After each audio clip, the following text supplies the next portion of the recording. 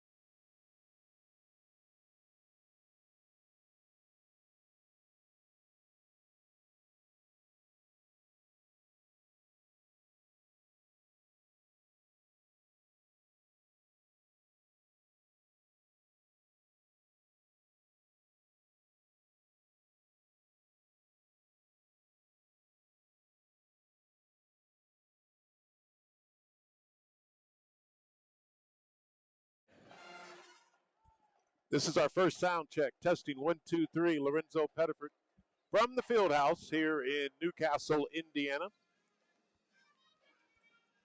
Our first sound check. Testing 1, 2, 3. 1, 2, 3. Lorenzo Pettiford from the field house. No.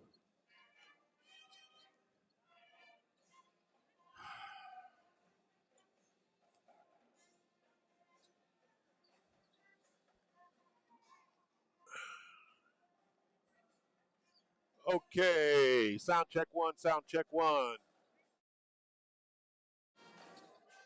Testing 1, 2, 3. 1, 2, 3.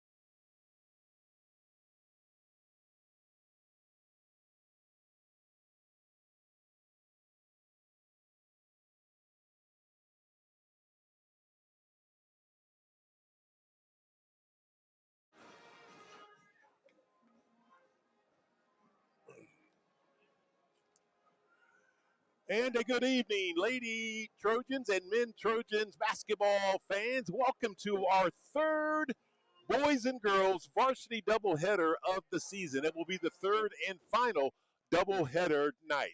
Our 11-7 Bobby Jones led Newcastle Lady Green Mean Fighting Trojans machine will be taking on the 9-9 Tigers of Yorktown and their seventh-year head coach Leanne Barger. That will be game one tonight. Game two tonight will have the men take the court right behind me, the 5-6 Tigers of Yorktown and their first-year head coach Justin Olam. They'll be taking on our 6-7 first-year head coach Matt Luce Newcastle Trojans. So two new coaches for their respective programs in a head-to-head matchup tonight in Hoosier Heritage Conference basketball. It should be a lot of fun. We love bringing you these girls and boys varsity doubleheaders where both the men's and the ladies teams can showcase their talent. So let the round ball fly high. Newcastle Lady Trojans and Men Trojans basketball will start now. Good evening again, ladies and gentlemen. Always a special hello to my young kiddos that are tuning in for tonight's contest. Again, two games tonight. Game one, the Lady Trojans and the Lady Tigers. Immediately following this game, it will be game two, the Men Trojans and the Men Tigers. But right now, all eyes are focusing on these two lady programs. They have been playing both good basketball as of late. Newcastle is currently on a three-game winning streak with their last win at Tri, 59-50. And with the win tonight, they could have their second four-game winning streak of the season, which that hasn't happened, folks, in quite some time for Lady Trojans basketball. So the Trojans currently 11-7. The Yorktown Tigers come in with that 9-9 record under head coach Leanne Barger in her seventh year now. Last year, the Tigers were 17-7. And they lost the sectional championship game to Delta 61-44. But before that sectional championship game, it was the same Yorktown Tiger knocking out our Newcastle Trojans in the first game of the sectional last year in a very, very controversial refereed sectional game, folks. Yours truly was there. And if many of you remember that either went there or watched the ball game, you will know what I'm talking about. They had bad call after bad call down the stretch, and even it started off early in that game, actually. Carly Lanzer, I believe, had 3 fouls in the first half and pretty much stayed in foul trouble after that, obviously, the whole game. And I believe she ended up fouling out. But nonetheless, the Yorktown Tigers did knock out Newcastle in that first game of the sectional last year, 32-26. You got to go back to the 2010-2011 season when the Yorktown Tigers last won a sectional. They beat Blackford 59-54 that year. John Irwin was the coach, and then they lost the regional to Norwell that same year, 59-48. The Yorktown Tigers win streak. They had a 4-game and a 3-game win streak this year. In the 4-game streak, they beat Rushville, Burris, Wapahani, and Mississinewa. And then they had a 3-game winning streak when they beat Shortridge, Greenwood, and Muncie Central. They averaged 49 points a ball game while giving up 42 per contest. The Yorktown Tigers are averaging just under 30 rebounds a game, and a lot of that is because of their 5'10 senior, Lily Sylvester. You'll be hearing that name a lot tonight. She wears number 23. She averages just under 20 a ball game, folks, and she'll pull down double digits in rebounds as well. 10 rebounds per contest, and she'll dish out 2 assists. Lily Sylvester is a handful, and you got to keep a body on her at all times or she will be a rebounding machine. So, again, they average just under 30 rebounds a game, 12 assists, 10 steals, so that means they'll get after you as well on the defensive end. But they do turn it over, folks, 18 times per contest. So the Lady Trojans might be able to cause some turnovers themselves on the defensive end as well. Newcastle is averaging 25 rebounds a game, 11 assists, 10 steals, and 16 turnovers. Just a few moments ago, I sat down with the head coach of this Lady Trojans basketball program, that is Bobby Jones. We had a talk about their big victory at Tri, and then we talked about tonight's matchup against the Hoosier Heritage Conference foe, the Yorktown Tigers, and here's how our conversation went. Time to talk to head coach Bobby Jones about our Lady Trojans basketball team. And man, does Coach Jones have them playing really good down the stretch now. Coach, congratulations on another road victory at Tri, 59-50. Thank you. It was a good road win, good team win. We lost to Tri-High the last couple of years, and rightfully so. They had a really good basketball team the last couple of years, and they have a really good basketball team this year too. Got some good size that we struggled with for about 2.5, almost 3 quarters, and we're able to pull away in the fourth quarter. And then Jillian Chu, their star guard, she was just a handful for us all night long. She's a really good basketball player, but we got into the lane, got to the free throw line in the fourth quarter, and that's what you got to do. And we were able to run some time off the clock with about 4 minutes to go in the game and kind of seal the deal. I was going to say, you got to be happy with your team, especially the last few games down the stretch, making those crucial winning plays and doing those right defensive stops and being in the right positions on both ends of the court, for that matter, to secure the victories. Well, it was truly a team effort defensively, because we have not faced a team this year like Tri-High when they have a 6-foot post that they can put in the high post, a 6-foot post that they can put on the block, and another 6-foot post that they can step out that shoots threes. Wow. So we were struggling to figure out how to guard all 3 of them, and all 3 of them are really good passers. So they find each other really, really well. And we struggled with that. So we ended up going to a 2-3 zone and just saying, hey, if you're going to beat us, then, hey, we'll live with 6-foot post players shooting threes. And it worked out to our benefit. We were able to cover down a little bit better and get into a little bit better rebounding position, and it worked out for us. I tell you, you've got, again, this team playing so well. In the last 10 games, you're now 8-2 in the last 10 outings.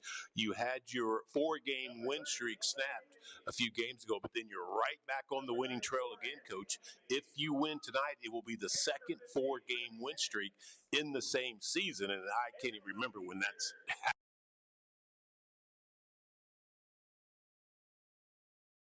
That game at that point in the schedule to see where we were at, and we said, hey, we've got to get tougher. And I think right now the girls are playing a good brand of basketball and feeding off one another on both ends of the floor. And we did get tougher. East Central exposed some things when we played them with their physicality and their ability to do just about anything they wanted to do on offense. So we had to tighten up on defense and get tougher and be more physical and be a little more proactive on defense instead of being so reactive and letting players catch the ball wherever they want to catch it and do with it whatever they want to do with it. So we've tried to kind of dictate the tempo of the other team's offense in the half court, and I think that's worked out good for us.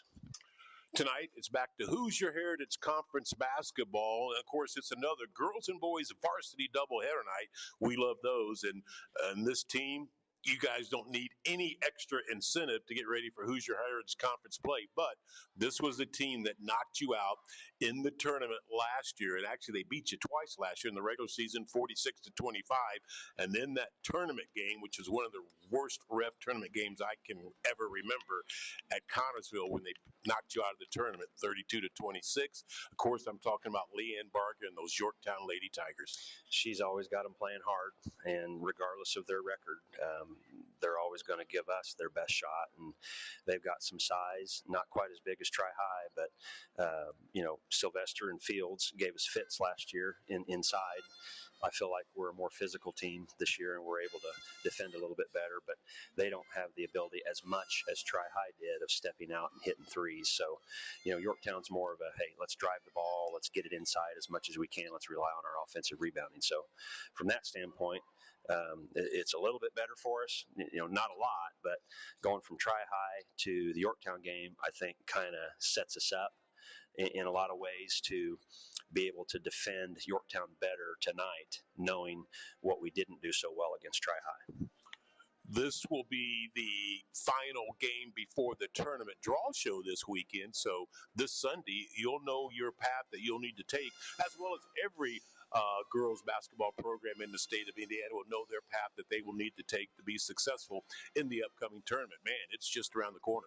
Yeah, and we're in one of the toughest 3A sectionals in the state. I mean, if you look, I looked at it the other day. I think there's four or five teams that have a winning record by 4 or 5 games over 500.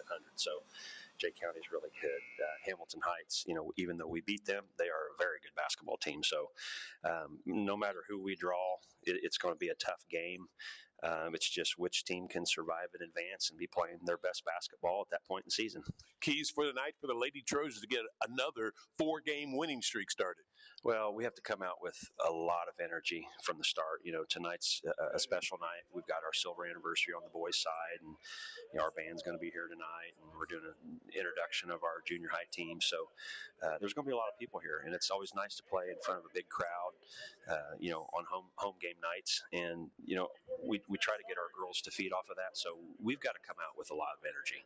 Second thing is we've got to be able to guard and rebound. Yorktown is very physical. Last year we struggled on offense to score the first time we played them. And then the second time we played them, both teams struggled to score on offense, but both teams guarded really, really well. So every possession mattered. We're going to try and get the game going up and down as quickly as possible. I think that's going to benefit us a lot. And then the last thing is, and we've been doing a better job of this, is we have to make shots early. We can't wait till the third and fourth quarter to start knocking down threes. Alana's got to be ready to shoot. Peyton's got to be ready to shoot. Piper's got to be ready to shoot. Carly's got to be ready to attack the basket. And Megan and Emily got to take care of the ball like we know they can and penetrate and get the ball to the scorers. So I think it'll be a good night for us if we can defend and rebound and get it into a running game. All right, Coach. Well, good luck tonight, and we'll talk to you in the postgame show. Thank you. That's head coach Bobby Jones of our Green Mean Fighting Lady Trojan Machine. And we're going to continue with more of our pregame show. You are listening to Lady Trojans basketball, game 1 of our girls and boys varsity doubleheader right here on Nash 1025 app, NashFM1025.com, and our video stream on YouTube. Just simply type in NC Trojans Report. Back with more of our pregame show right after this. And back we are inside this beautiful field house in an always beautiful Newcastle, Indiana. Lorenzo Pettiford's going to get you set with the starting lineups. First of all, for the Yorktown Tigers, they will start number 23. She is a 5'10 senior, Lily Sylvester. Sylvester is averaging just under 20 points, 10 rebounds, and 2 assists.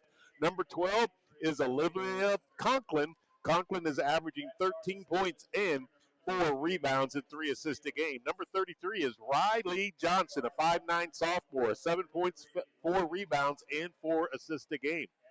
Number 32 is Alexis Fields. She's a 6-foot junior, 5 points, 4 boards, and 1 rebound per game. And number 50 is Maya Graves. She's a 5'10 junior, 2.5 points, 4 rebounds, and 1 assist a game. Those are your 5 starters for head coach Leanne Barger, now in her 7th year guiding the Lady Tiger program. For our Lady Trojans, it will be number 2, the 5'9 sophomore, Carly Lanzer. Lanzer averaging a team high 15 points, 5 rebounds, and 2 assists. Number 3, Alana Orr, the 5'4 junior, is averaging just under 8 points a ball game. She'll pull down a rebound and an assist a game, and she's been on a tear from the three-point arc. Number 25 is the Lady Trojan starting center, Mallory Owens, a 6-foot junior, 4 points and 4 rebounds a game. Mallory's got to play big tonight against Sylvester. Now it's the Luce twins. We'll start off with Emily Luce, the playmaker, the 5'5 senior, 6.5 points, 4 rebounds, and a team high 5 assists per contest. And rounding out the starting 5 is the second part of the Luce Factory twins. That is Megan Luce. Megan Luce, 9 points, 3 rebounds, and 2 assists a game. Megan has really been bringing her A game as of late as well. So it is the Luce twins along with Alana Orr, Mallory Owens, and Carly Lanzer. Your starting five for the Newcastle Trojans. And, of course, Mallory Owens in the middle. So, number 32, Alexis Fields, will jump up against Mallory Owens.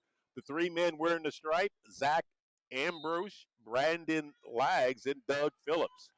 The ball is thrown up, and it will be controlled by our Lady Trojans. Emily Luce has got the rock, and we're underway for more Lady Trojans basketball. The Tigers will start off in a lady-to-lady defense.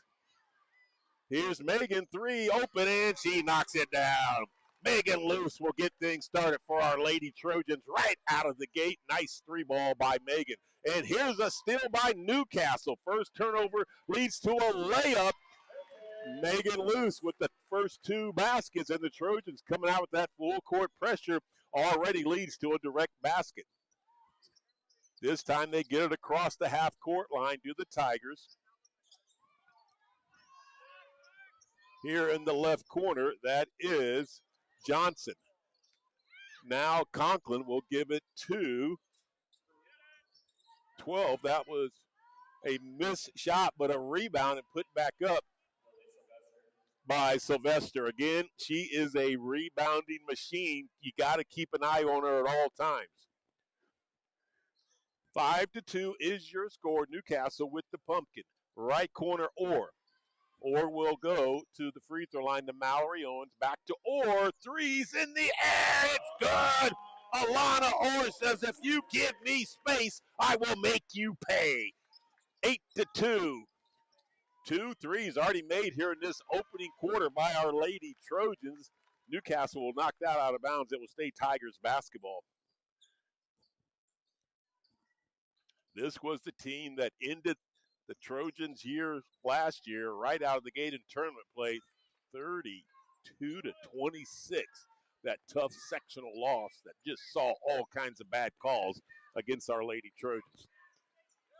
Another steal by Newcastle. Second turnover on the Tigers. Emily Luce from the left side goes up. Contact, no call, and the rebound will be fought for and go off a Tiger. Leanne Barger wants to talk it over quickly and take a timeout. We'll do the same. Lady Trojans lead 8-2. We'll be back with more Trojans basketball after this quick timeout. Playing high school football has taught me respect for my coaches and teammates, our opponents, and the officials. On the softball field, I learned how to be accountable for my actions and how they affect the rest of my team.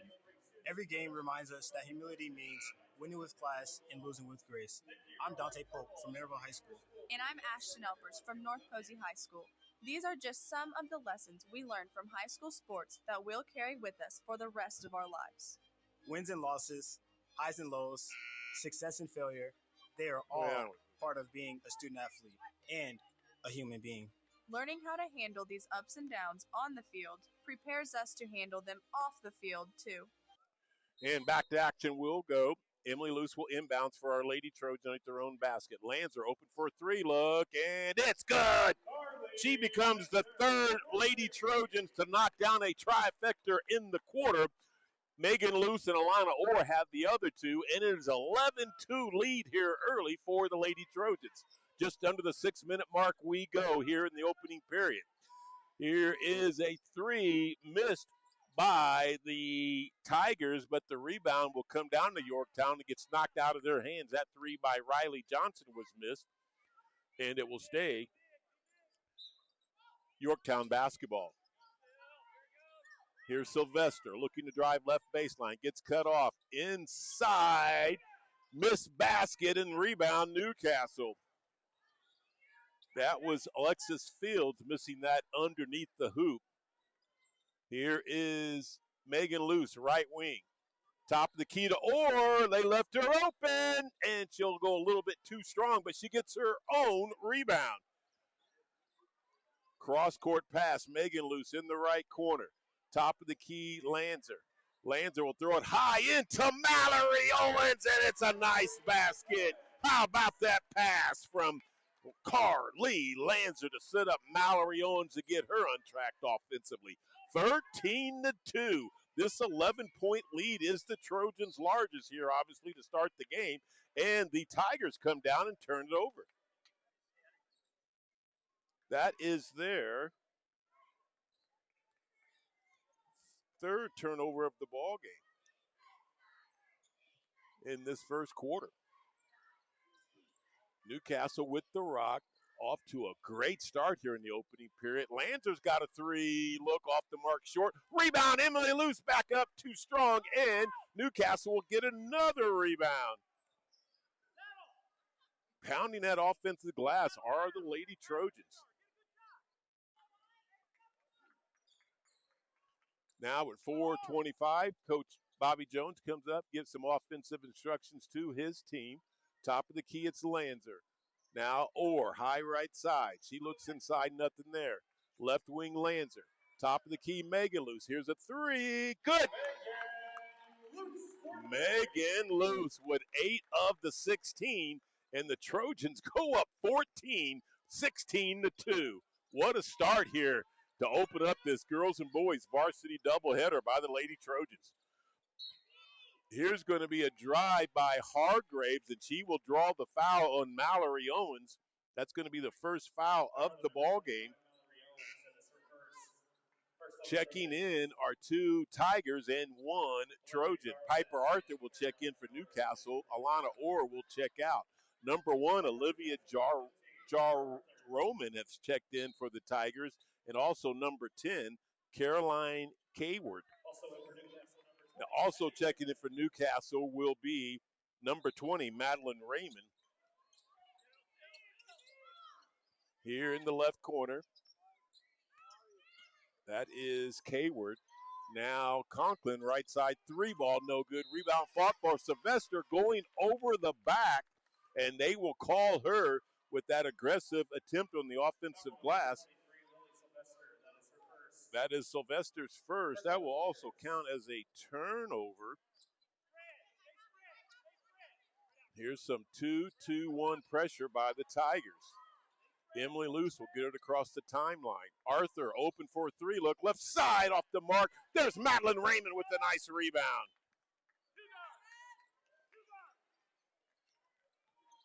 Right side, Megan Luce.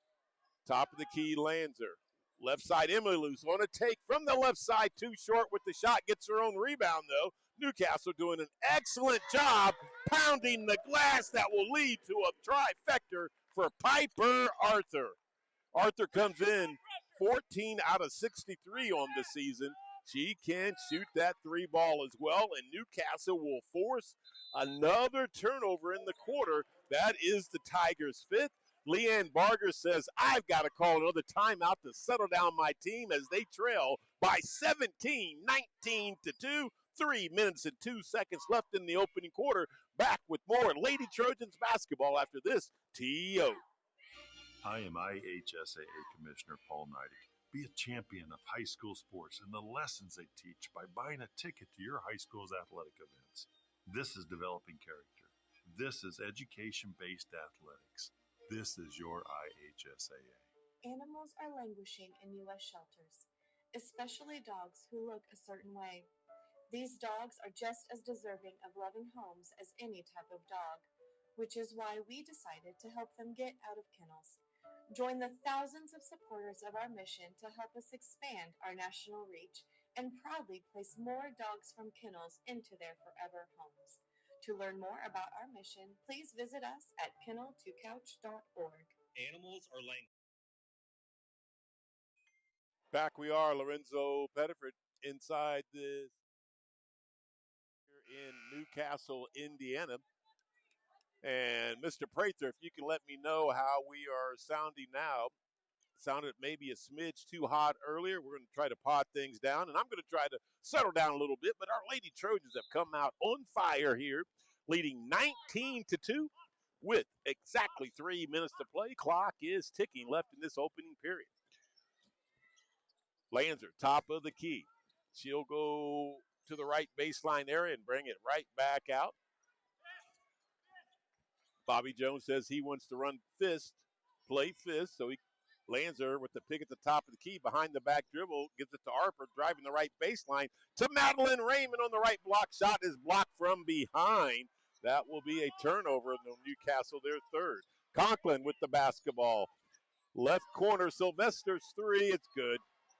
She gets her first trifecta of the ball game and the second field goal for the Tigers. Megan Luce says, I'm feeling it, and it won't get the kind roll. Emily Luce will get the rebound, though. Their seventh of the game, and a nice pass to Madeline Raymond on the left block.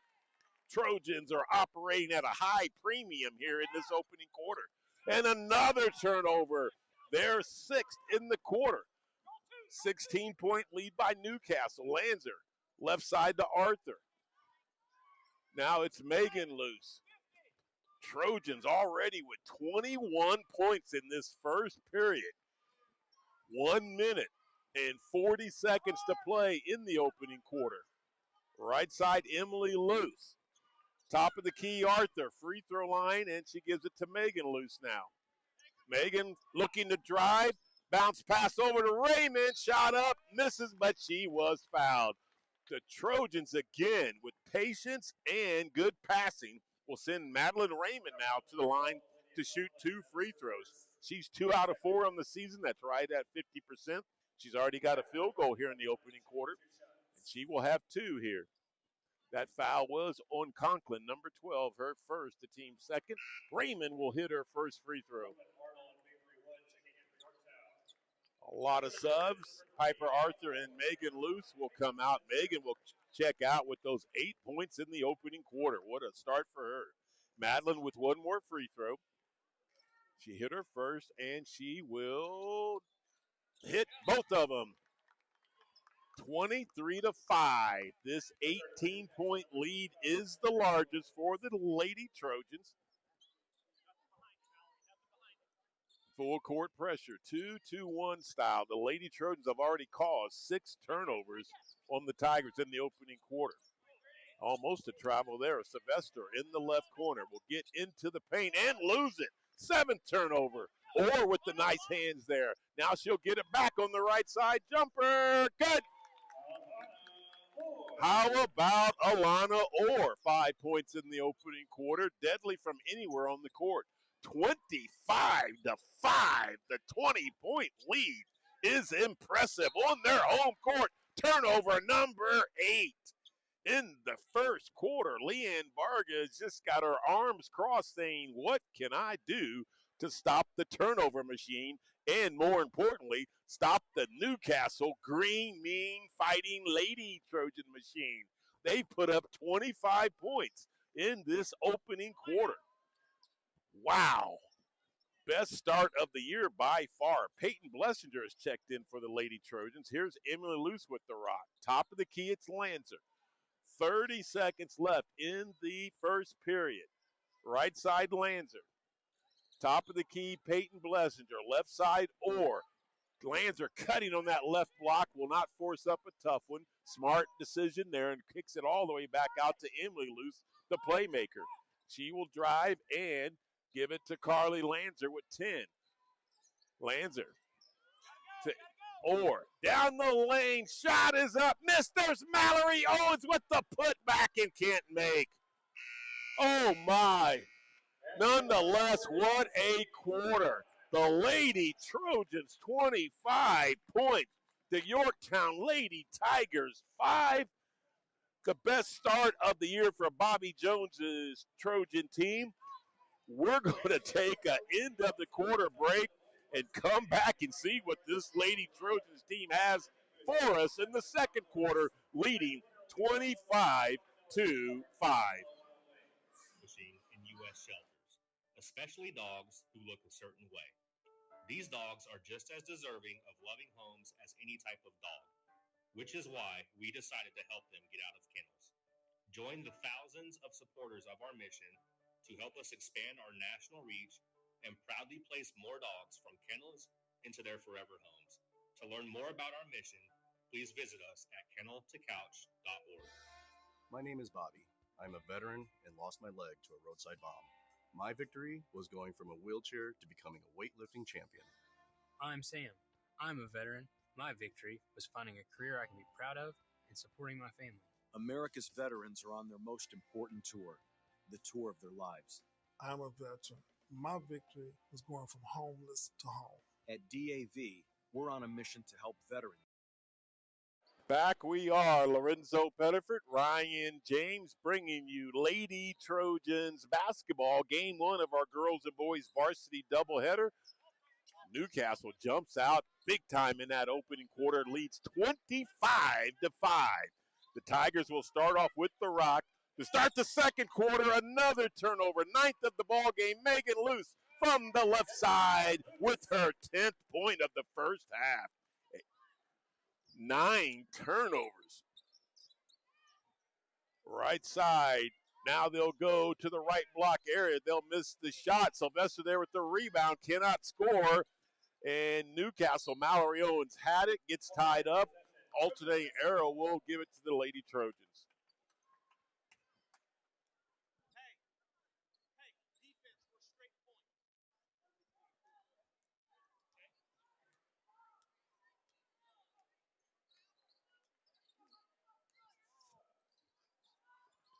Newcastle basketball. Right side is Peyton Blessinger. Couple Lady Trojans will be checking in on the next dead ball. Lanzer and Piper Arthur. Emily Luce. Right side to Orr. Orr will drive, get in. Nice pass to Megan Luce.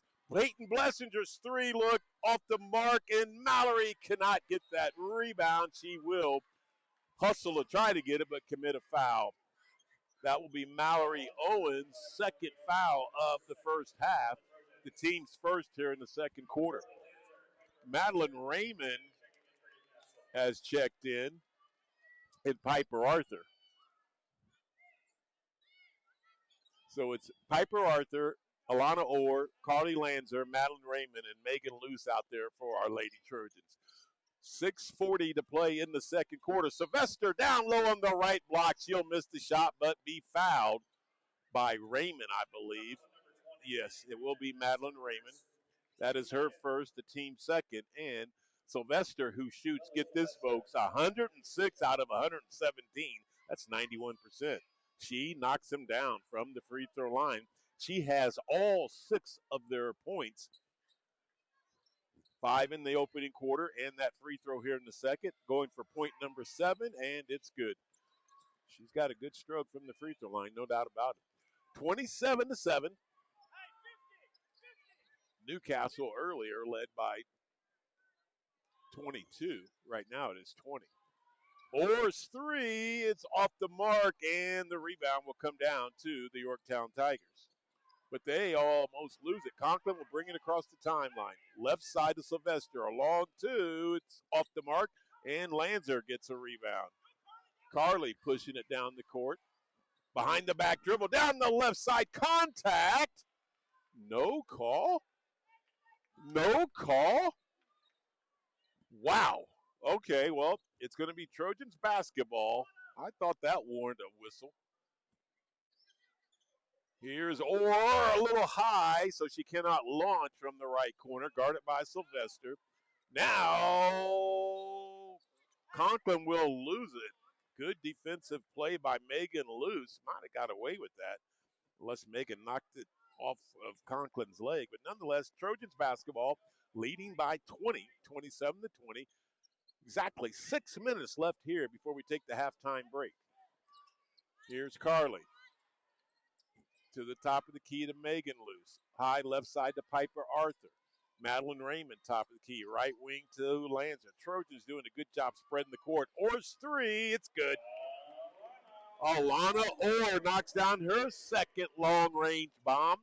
She now has 8 points. 30-27. The 23-point lead is the Trojans' largest. Here's a pass that was almost stolen by Newcastle. It will stay Tigers basketball. We're going to have a great crowd tonight. Already a good crowd here in this opening half for the Lady Trojans.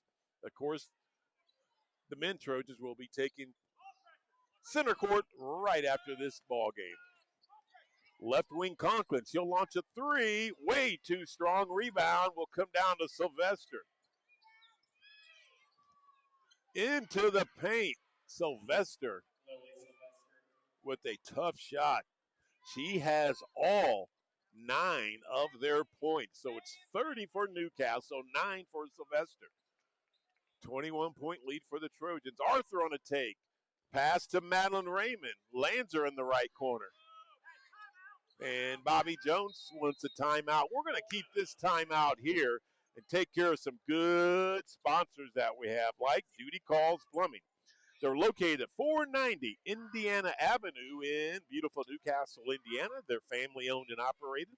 And folks, if you need high quality and expert plumbing solutions, then simply call Duty Calls Plumbing, 765 310 1333. McDonald's wants to thank you, the Newcastle community, for your unwavering support during the road construction on Memorial Drive. We deeply appreciate your patience and loyalty. McDonald's could not be happier to be a part of this wonderful community. We are thrilled to cheer on the Newcastle Trojan student athletes, standing by your side as you aim for victory. Here's to a bright future together in Newcastle. Let's go, Trojans. And of course, Broad Street Motors is located at 1556 Broad Street in beautiful Newcastle, Indiana. Broad Street Motors can do those tune-ups, oil changes, computer diagnostic testing, brakes, shocks, and struts, AC repair, heat repair. You'll need that heater running right now, right? Hey, if it's not, take it to Broad Street Motors in Newcastle, where performance meets peace of mind. Again, please patronize our sponsors. We could not bring you Trojans basketball without them. So it is 30-9. Trojans up 21 with the basketball. Or right corner to Raymond. Now high left side it's Arthur. Top of the key, Megan loose. And she will have it stolen. Here's Conklin going down from the right side, and she will score. Nice drive by Conklin. That is Newcastle's first turnover in the second quarter, their fourth of the ball game. The lead is at 19. Or with it, Newcastle's been up by as many as 23. Almost a walk there. Now they will call the walk. Second turnover in the quarter by Newcastle. Fifth in the quarter. Emily Luce has checked back in, and Megan Luce is checked out.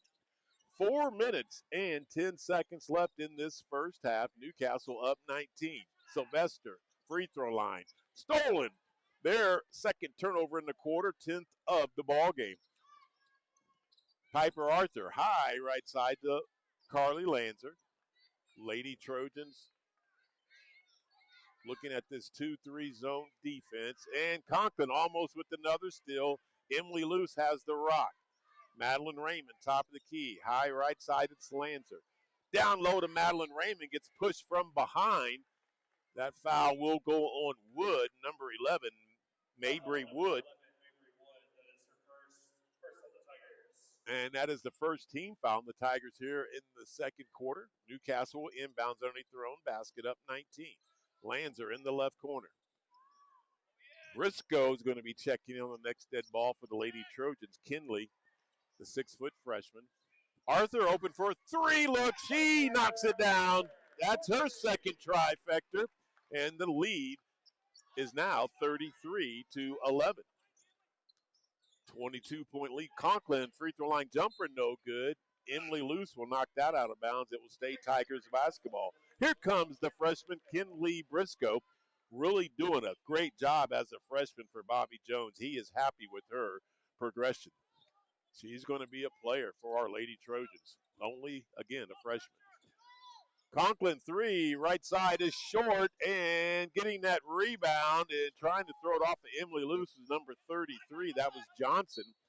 And they will go over and back. That is their third turnover in the quarter, 11th of the first half. Leanne Barga up yelling at her team, trying to get them to stop the turnover machine. They had 8 in the opening quarter. A little bit slower here in the third, but there's still 3 minutes exactly remaining in this second quarter. High right side, Lanzer.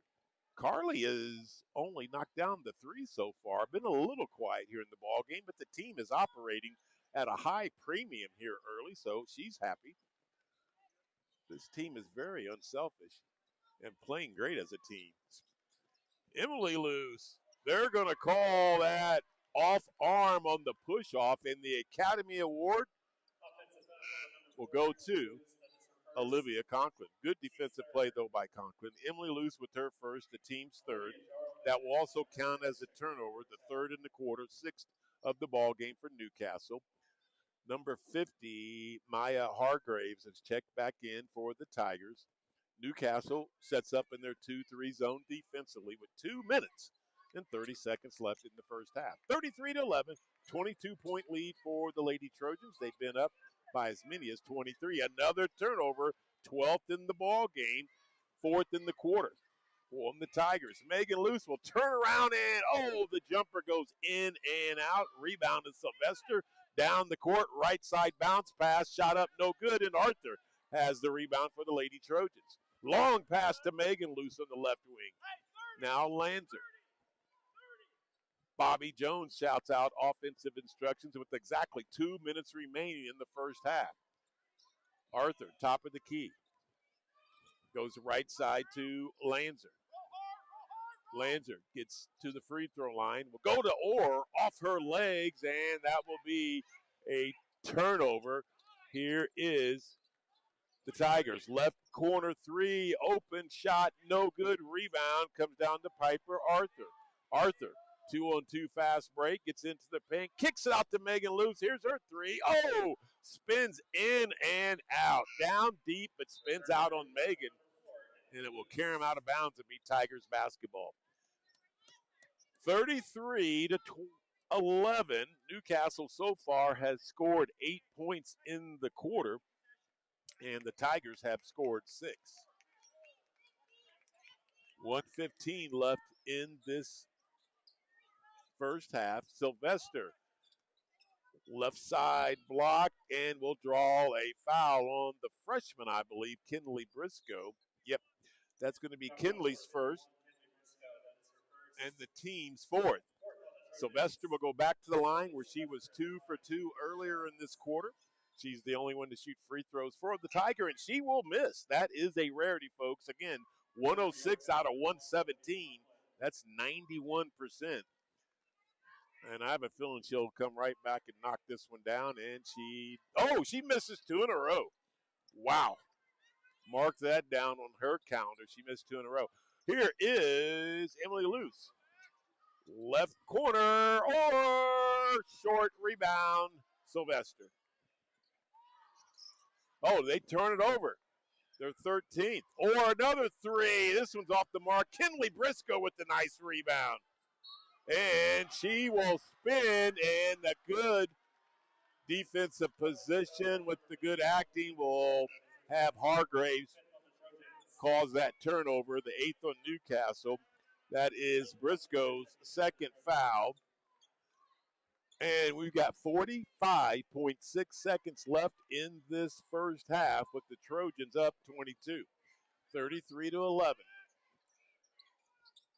That is Jar Roman on the right side now.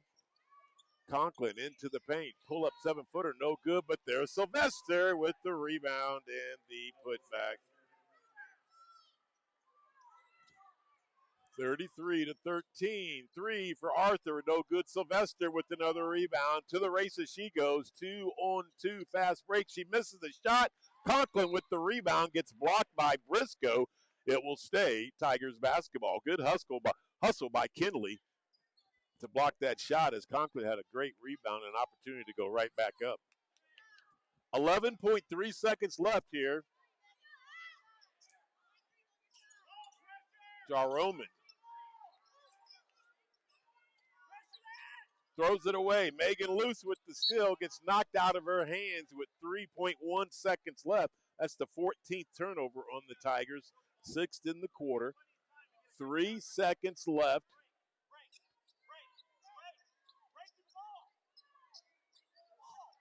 Emily Luce. Back to Megan. Shot up no good, and that's how the half will end. On the Trojan scoreboard, the Lady Trojans have put up 33 points in this first half after a 25-point performance in the first quarter, and they hold the Tigers to just 13 points. 33-13. The Lady Trojans are in the halftime locker room with that big 20-point lead. We'll take our halftime timeout, and we're going to actually play the commissioner's report. So let's try to cue that up for our listeners here. Give me 1 second. We'll block out of that, and we'll go here. Go right back to inbox, and we'll download the commissioner's report. And after the commissioner's report, we'll come back with some halftime stats. You are listening to Lady Trojans basketball on the Nash 1025 app, NashFM1025.com. And of course, our video streams on YouTube. Just simply go to YouTube and type in the NC Trojans report. Here's the commissioner's report, and then we'll be back with our halftime show right after this.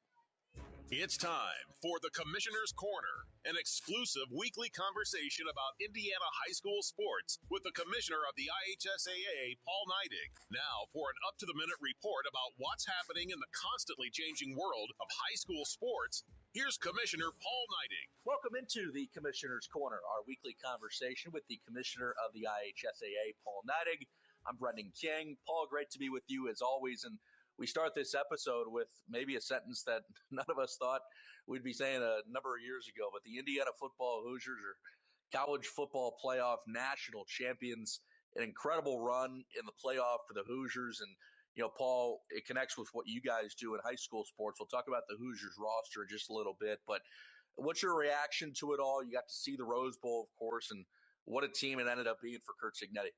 You know, they've talked a little bit about creating the movie, and I think when you really look at what this football team has done in capturing not only Indiana, but the country and following those, it's incredible the number of people who have come out and watched the Hoosiers throughout their tournament series. I mean, I can remember going to Memorial Stadium many times, and I could kind of have my pick of seats in the place, and especially the second half. And to watch them grow beyond those days in just 2 short years, I think it allows people to realize that the things that are once thought impossible can be done. And I think that's a tribute to Coach Cignetti and the entire President Witten, Athletic Director Dolson. Their dream and their ability to sell this to the Indiana community is just phenomenal. And they should have a story written about it, because we've never seen anything like this in the world of college sports. And it goes along with the movie Hoosiers. I saw those things and a lot of things that have been folklore in the Indiana history. And this is just another chapter in the incredible sports story of Indiana. 31 players on that Indiana roster from this state, played high school football in this state. I'm sure many of them on Friday nights were having their names talked about on Indiana Sports Talk and what they did under the lights on Fridays, helping their communities. But, you know, what does that mean for you guys over at the office of the IHSAA that, you know, 31 kids that came through your program in a way are now national champions? Well, I mean, it's exciting for us. And I think kids in Indiana, it's a tribute to the coaches that we have in the state of Indiana. You know, they're taking these in football, they're taking these student athletes. One, they teach them to be an athlete or a student first, but then they're teaching them with a high level of coaching to be the best athlete they can be. And the skill set training that they get allows a lot of students in Indiana to dream of that next level. And it doesn't happen that way everywhere. But Indiana is blessed with a plethora of incredible coaches that develop students throughout their high school career. And when they have an opportunity to be with that coach in 4 years of their high school, you know, those lessons build upon themselves. And, you know, and that's just a product of what we see. That's Paul Neidig. I'm Brendan King. This is the Commissioner's Corner. Paul, other stuff going on with the IHSAA girls wrestling just wrapped up over at the Coliseum. Whiteland finishing with the top spot in girls wrestling. 2 individual state champions, Crown Point, Hobart, and Columbus East following in the standings. And, of course, boys wrestling coming up as well. So can you just break down here the weekend for the girls wrestling state titles and what's coming up for the boys too? Well, girls wrestling was a great weekend. We saw a significant amount of growth in one, not only the quality of wrestling in its second year of state championship participation, but in the number of fans. I mean, we were up almost 1,000 fans this past weekend over the previous year, this past Friday. And so that's exciting. And we knew girls wrestling would continue to grow. The fan base is, they love their sport, and we're excited about it. And then we turn right around the corner. In a week from this Saturday, we kick off the boys wrestling tournament, and I'm sure it's going to be a tournament to be excited about throughout the entire 4-week march to the state finals. And Paul, less than a minute here. Girls basketball pairing show coming up. Ready to kick off the basketball state tournaments. It's coming.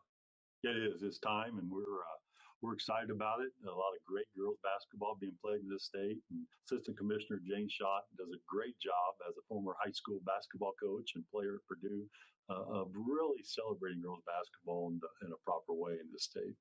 It's the Commissioner's Corner. That's Paul. I'm Brendan. Appreciate the time, Paul. Talk to you next week. We'll talk to you next week, Brendan. Thanks for listening to the Commissioner's Corner with IHSAA Commissioner Paul Neidig, and thank you for your continued support of the high schools in your community. And back we are here inside the field house in an always beautiful Newcastle, Indiana. The Lady Trojans start off this girls and boys varsity doubleheader in fine fashion. They opened up in that opening quarter, outscoring the Lady Tigers 25-5. 25-5. They really jumped out and took advantage of their home court. And in the second quarter, they kind of cooled off a bit. Both teams just pretty much played even, each team scoring 8 points in the second quarter. So at the half, it is Newcastle 33 and the Lady Tigers 13. Now time for some halftime stats. First of all, for the Lady Tigers, they were led in scoring by their 5'10 senior, Lily Sylvester. Sylvester has scored 11 of their 13 halftime points. She had 5 in the opening quarter, added another 6 in the second quarter.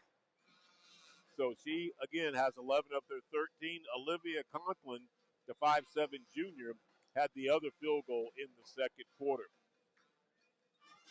Lily Sylvester shot 4 free throws. She's a 91% free throw shooter. But in this first half, she's at 50% because she went 2 out of 4. The Tigers had 8 turnovers in the opening quarter. That helped Newcastle get to 25 points. And then they committed 6 more in the second quarter. So they've got 14 turnovers at the half. They averaged 18 a ball game. They did get 10 rebounds, and I'd say at least 6 or 7 of the 10 was by Lily Sylvester. For our Lady Trojans, they were led in scoring by Megan Luce.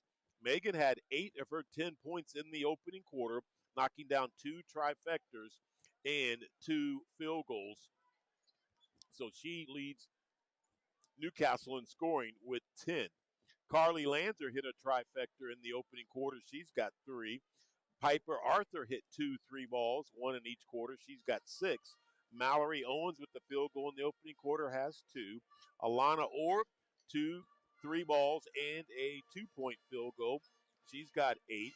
That is Newcastle's 33 points. The Trojans did commit 8 turnovers themselves in the first half, 3 in the opening quarter, 5 in the second. And Newcastle has the game-high honors of 14 rebounds in the first half. So that's where we stand at the half with the Lady Trojans leading 33-13. Again, doubleheader night, so we'll know the boys will take the court right after the girls' game. Newcastle boys coming in with that 6-7 record, and the boy Tigers are coming in under 500 at 5 and 6. Both coaches are in their first year guiding their respective program. Justin Olam comes over from Muncie Central to take over the Tigers. This is year 1. Of course, Matt Luce comes in for Wapahani.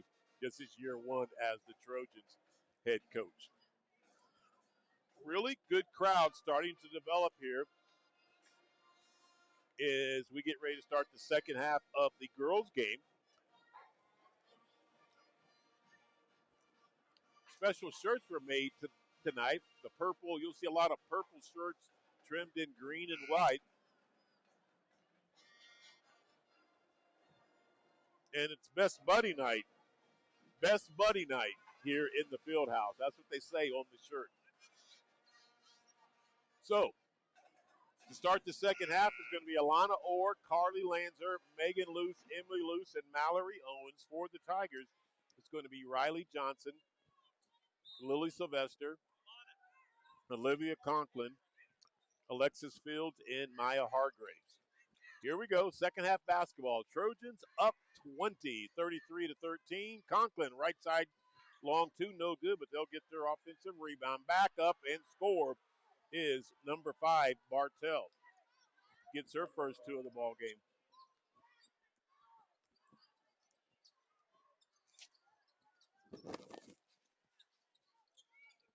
Trojans' first offensive touch to start the second half. Passes deflected. Megan Luce will get it.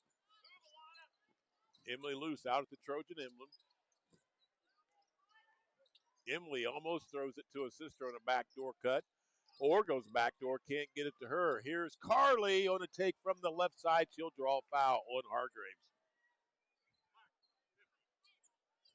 That is Hargraves' first foul and the team's first here in the third quarter. Newcastle will inbounds. Carly Lanzer with the responsibilities. She'll throw it out to Emily Luce. Emily gets into the paint, kicks it out to sister Megan. Three's in the air, too strong. Rebound will come to Emily Luce. Or right corner. Throws it out to Megan Luce. Now all the way out center. Markets in. There's a steal by Conklin. She was sitting on that pass. Going from the right side and score. You could see that happen right in front of me. Conklin was just sitting there waiting for that pass to come over, and she jumped it. Lanzer trying to go up from the right side. She loses it. 2 turnovers back-to-back on the Lady Trojans. And stepping on the sideline was Conklin. She will commit their first turnover in the quarter, their 15th of the ball game. The Trojans are in double digits now in turnovers themselves. They committed 2 quick ones in the third, so they've got 10. Lanzer will check out. Piper Arthur will check in for the Lady Trojans. 6:35 to play in this third quarter. Emily Luce. Down the left side of the lane. Now she'll throw it out to Piper Arthur. Arthur gets a pick from Mallory Owens. Megan Luce now into the paint. Shot up is blocked. Mallory Owens right there to get the ball. Emily Luce on a take. Sets up sister Megan. 3 ball is off the mark, and Hargrave has that rebound. Quickly down the court, it's the Tigers. Pull up left elbow jumper by Riley Johnson is good.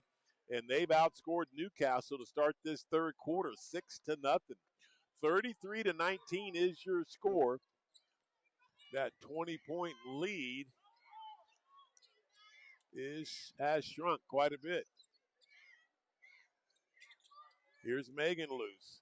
Left wing to Orr. Orr will go top of the key to Piper Arthur. Newcastle showing some patience, working for a good one. Here's Piper Arthur. Pull up. Shot short. Mallory Owens rebound back up. No good. Nice rebound by Mallory, but could not convert. Tigers with the pumpkin. Conklin. She will draw the foul on Emily Luce. That's going to be Emily's second. And the team's first here in the third quarter. Carly Lanzer will be checking back in for Newcastle. Checking out will be Megan Luce. So this 14-point lead by Newcastle, it was 20 to start this third quarter. They go inside the Conklin, shot up, no good. Rebound will come down to Carly. She will get tied up and be fouled.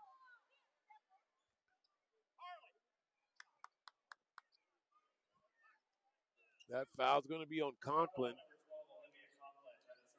That is Conklin's second and the team's second here in the third quarter. See if the Trojans get untracked on this possession. Have yet to put any points on the scoreboard here in the third quarter. Exactly 5 minutes. Clock is ticking left in the quarter. Or out top, right wing to Emily Luce. Now here's Lanzer looking to drive down the left side of the lane. Goes up, some contact, and they're going to say Lanzer was the last to touch it. Tough ball game for Carly so far offensively. She's got just the 3 points. Here's Sylvester. Right elbow. Here's Hargraves on a take and will score. All Lady Tigers in this third quarter, and Bobby Jones says that is enough. The 20-point lead is down to 12, 33 to 21. We'll keep this timeout here and talk about some of the good sponsors that we have, like Ultra Dry. Ultra Dry is located at 209 West Main Street in Mount Summit, Indiana. They'll give you a free consultation whenever you need their services for, like, water damage restoration, fire damage restoration, smoke and soot removal, hardwood floor drying. Ultra Dry has round-the-clock emergency response, even for biohazard cleanup. So, if you need any of these services and more, call the good people at Ultra Dry, located at 209 West Main Street in Mount Summit, Indiana. Their phone number, 765-836-5005. And, of course, McDonald's, serving those tasty burgers and delicious breakfasts. McDonald's has their world-famous fries for you to enjoy every day. They're located at 1720 South Memorial Drive in beautiful Newcastle, Indiana. Okay, Trojans basketball. They have yet to score in the second half. They've been outscored in this third quarter 8-0. 4 different players, each with the field goal. And here comes the Trojans with the pumpkin out of their timeout. Or 3, top of the key, just short rebound. Yorktown, and they get tied up. And the jump ball will keep it Newcastle.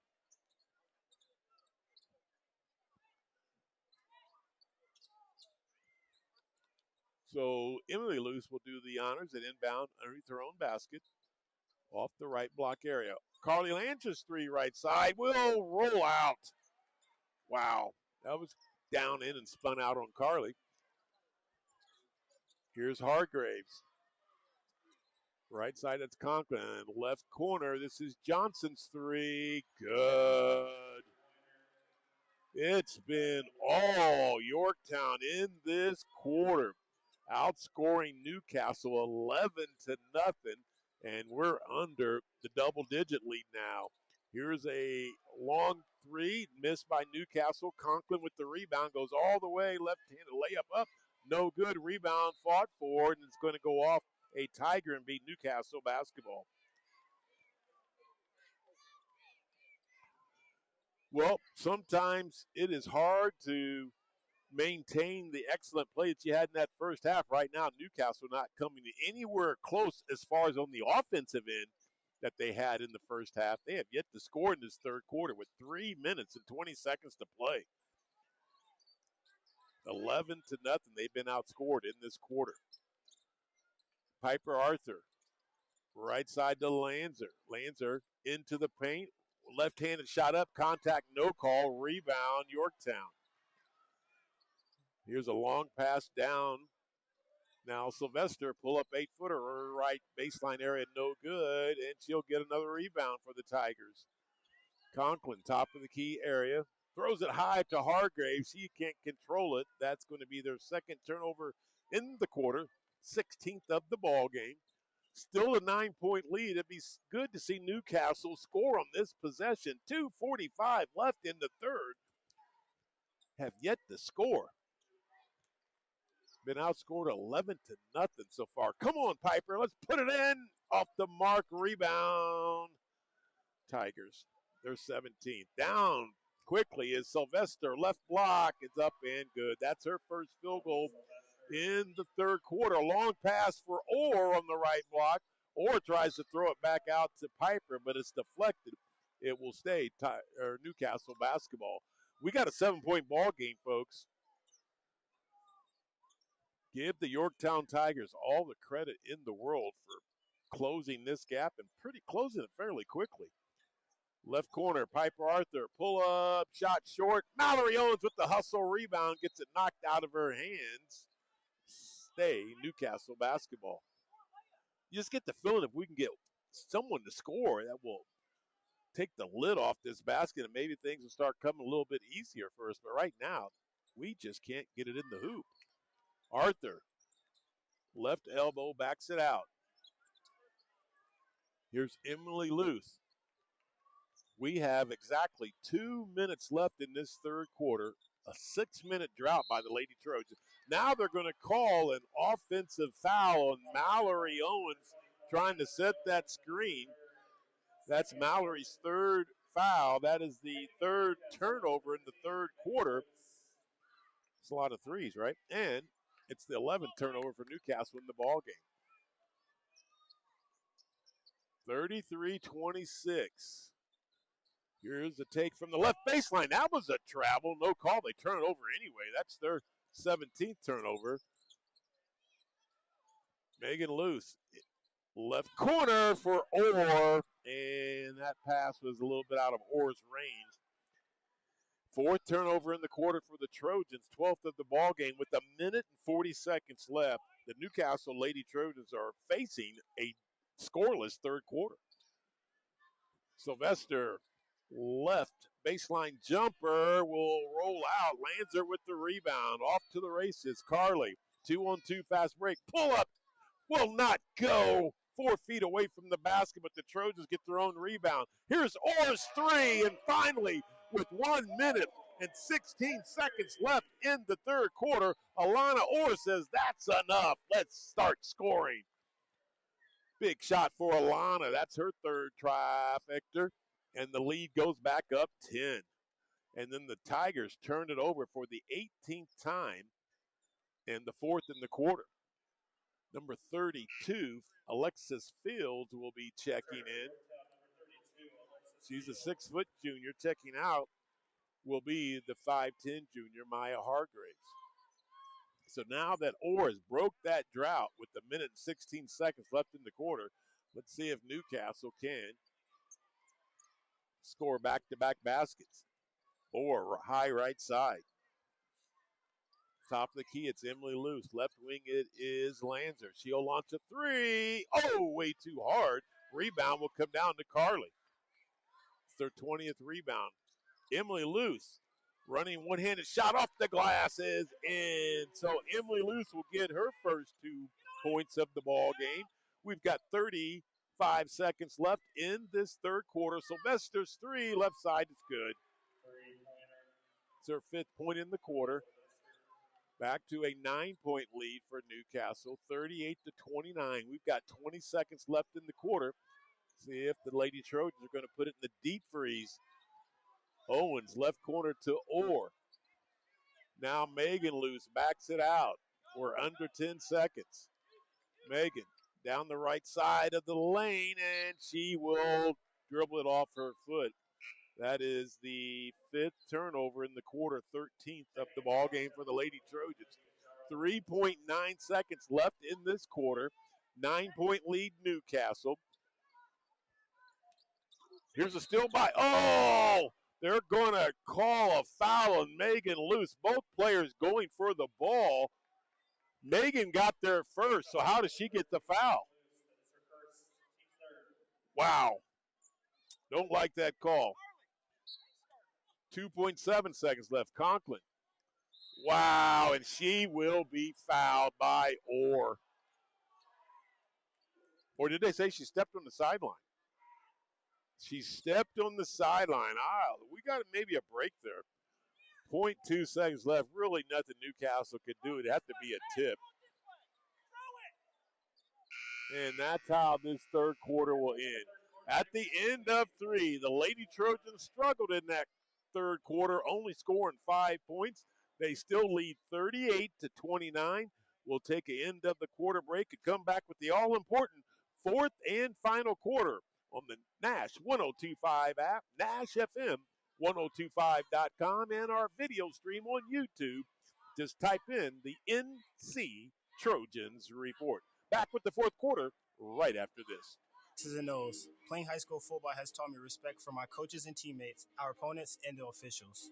On the softball field, I learned how to be accountable for my actions and how they affect the rest of my team. Every game reminds us that humility means winning with class and losing with grace. I'm Dante Pope from Maryville High School. And I'm Ashton Elpers from North Posey High School. These are just some of the lessons we learned from high school sports that we'll carry with us for the rest of our lives. Wins and losses, highs and lows, success and failure, they are all part of being a student athlete and a human being.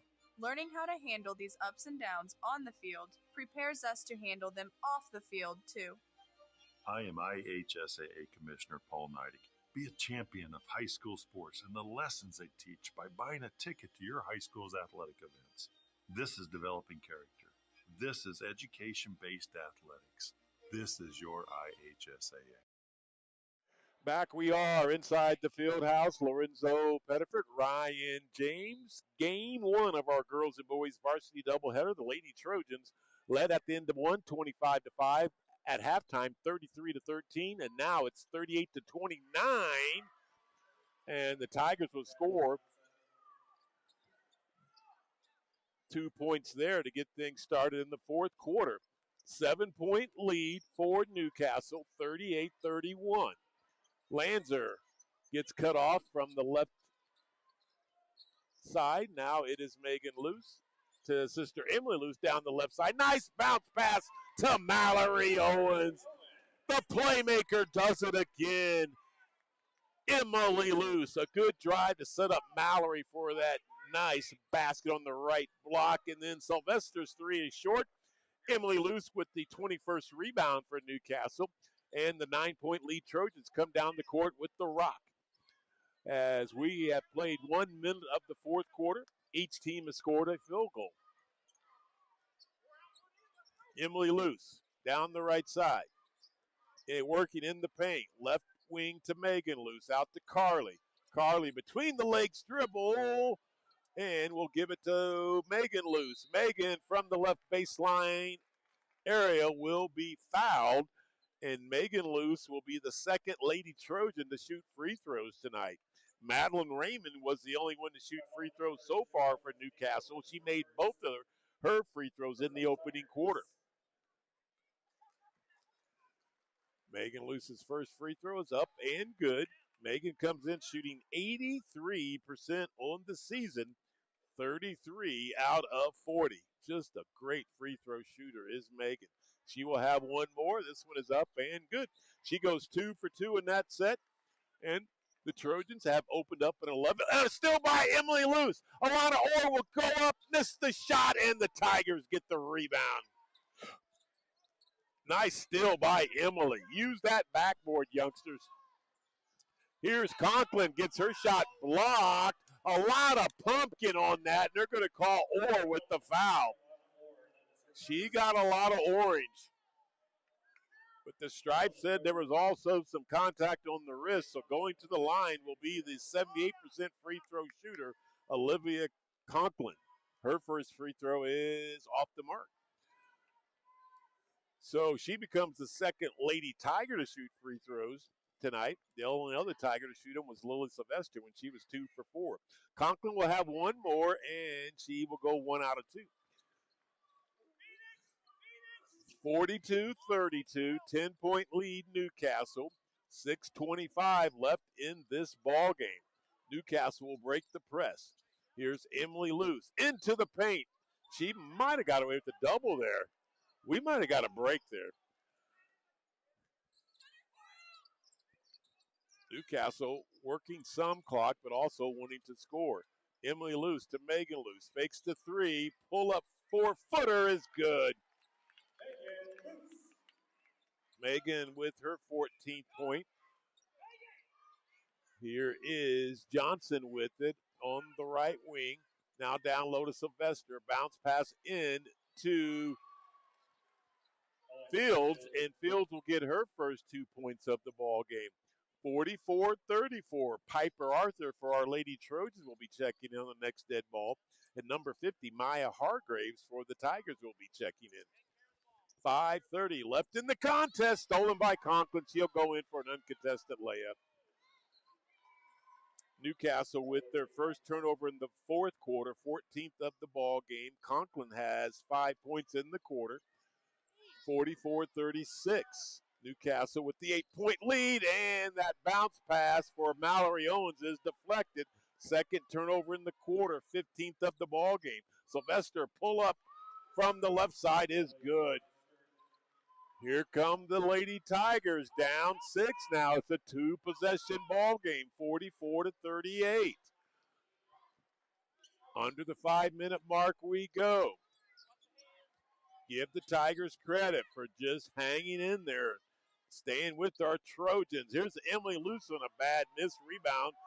The Tigers, 2-on-1 fast break. Conklin from the left side, no good. Megan Luce has it knocked out of her hands by Sylvester. I thought Sylvester kind of came in from the backside and used a lot of body to tie up Megan. And the alternating arrow will give it to Newcastle. 44-38, 4:35 to play in this ball game. An eternity of time. Full court man-to-man pressure by the Tigers. Into Emily Luce. Emily guarded tightly by Kayward, and finally they will call the foul. She was bumped all the way down the court by Kayward. They finally call it when she got into the paint area. That is their first team foul. That's their second team foul, on the Tigers. Newcastle has one team foul.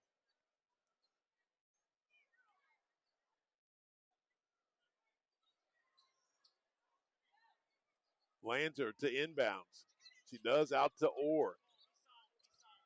Orr, left wing area to Carly. Carly now with 4 minutes and 20 seconds, directing traffic. Looking to drive, now left corner to Orr. Three is in the air, and it is a good trifecta for Orr. She's made a three in each quarter. She has 14 points to be game high honors with Megan Luce, or team high honors, I should say. Here's a missed shot by the Tigers. Rebound Newcastle. Game high honors go to Lily Sylvester with 18 points, 18 of their 38. 9-point lead for Newcastle. 3:40 left in the ball game. Emily Luce into the paint. Now backs it all the way out high right side. Here's another drive. There's some more contact. They let the initial push go, and then they'll call it on the second or third push. But nonetheless, they do call it. That is Kay Ward's second foul, the team's third. And Leanne Barger will call a timeout. We'll do the same with 3 minutes and 33 seconds left in the ball game. Trojans up 47-38. Back after this timeout. Animals are languishing in U.S. shelters, especially dogs who look a certain way. These dogs are just as deserving of loving homes as any type of dog, which is why we decided to help them get out of kennels. Join the thousands of supporters of our mission to help us expand our national reach and proudly place more dogs from kennels into their forever homes. To learn more about our mission, please visit us at kennel2couch.org. We are back here inside the Fieldhouse in beautiful Newcastle, Indiana. It is a ladies and men varsity doubleheader night, the third and final one of the season. The Lady Trojans are actually 2-0 on these varsity doubleheader nights, beating Shelbyville and Greenfield, where our men Trojans are actually 0-2, losing to both Shelbyville and Greenfield. So this is the third and final one of the season. Here, Newcastle leads 47-38. 3 minutes and 33 seconds left in the ball game. The Trojans have had leads as big as 23 points in the first half. Here in the second half, things have been a little bit tighter. Currently, they're leading by 9 with a little over 3 minutes to go. Lanzer to inbounds to Piper Arthur, right wing. Top of the key, it's Carly. Carly looking to drive down the left side. Now she'll kick it back out to Emily loose. Emily keeps her dribble alive. Will back it all the way back out. Now Emily to the left block. Goes to Piper Arthur. Arthur out to Lanzer high left side as we approach 3 minutes left in the ball game. Conklin guarding Arthur. Or make that Lanzer, I'm sorry. Lanzer has the ball knocked out of her hands briefly. Emily loose, sets up Piper Arthur. Here's the three ball. Got it! Patience, execution is what the Trojans can do a lot of times when they break you down on the half-court offense. Good job there. Here's a missed shot by the Tigers. Trying to get that rebound was Mallory Owens, but she was on the inline. It will stay Tigers basketball. 2:42 left in the ball game. Newcastle up 12. Trying to win their fourth game in a row. It'd be the second time this year that they've had a four-game win streak. Playing good basketball right when you want to down the stretch. The tournament draw show for ladies sectional play will be this Sunday. Can you believe it? Conklin, pull up 12-footer, no good. Rebound Tigers. That's their 20th. And going in from left to right was Tiger player Johnson missing it.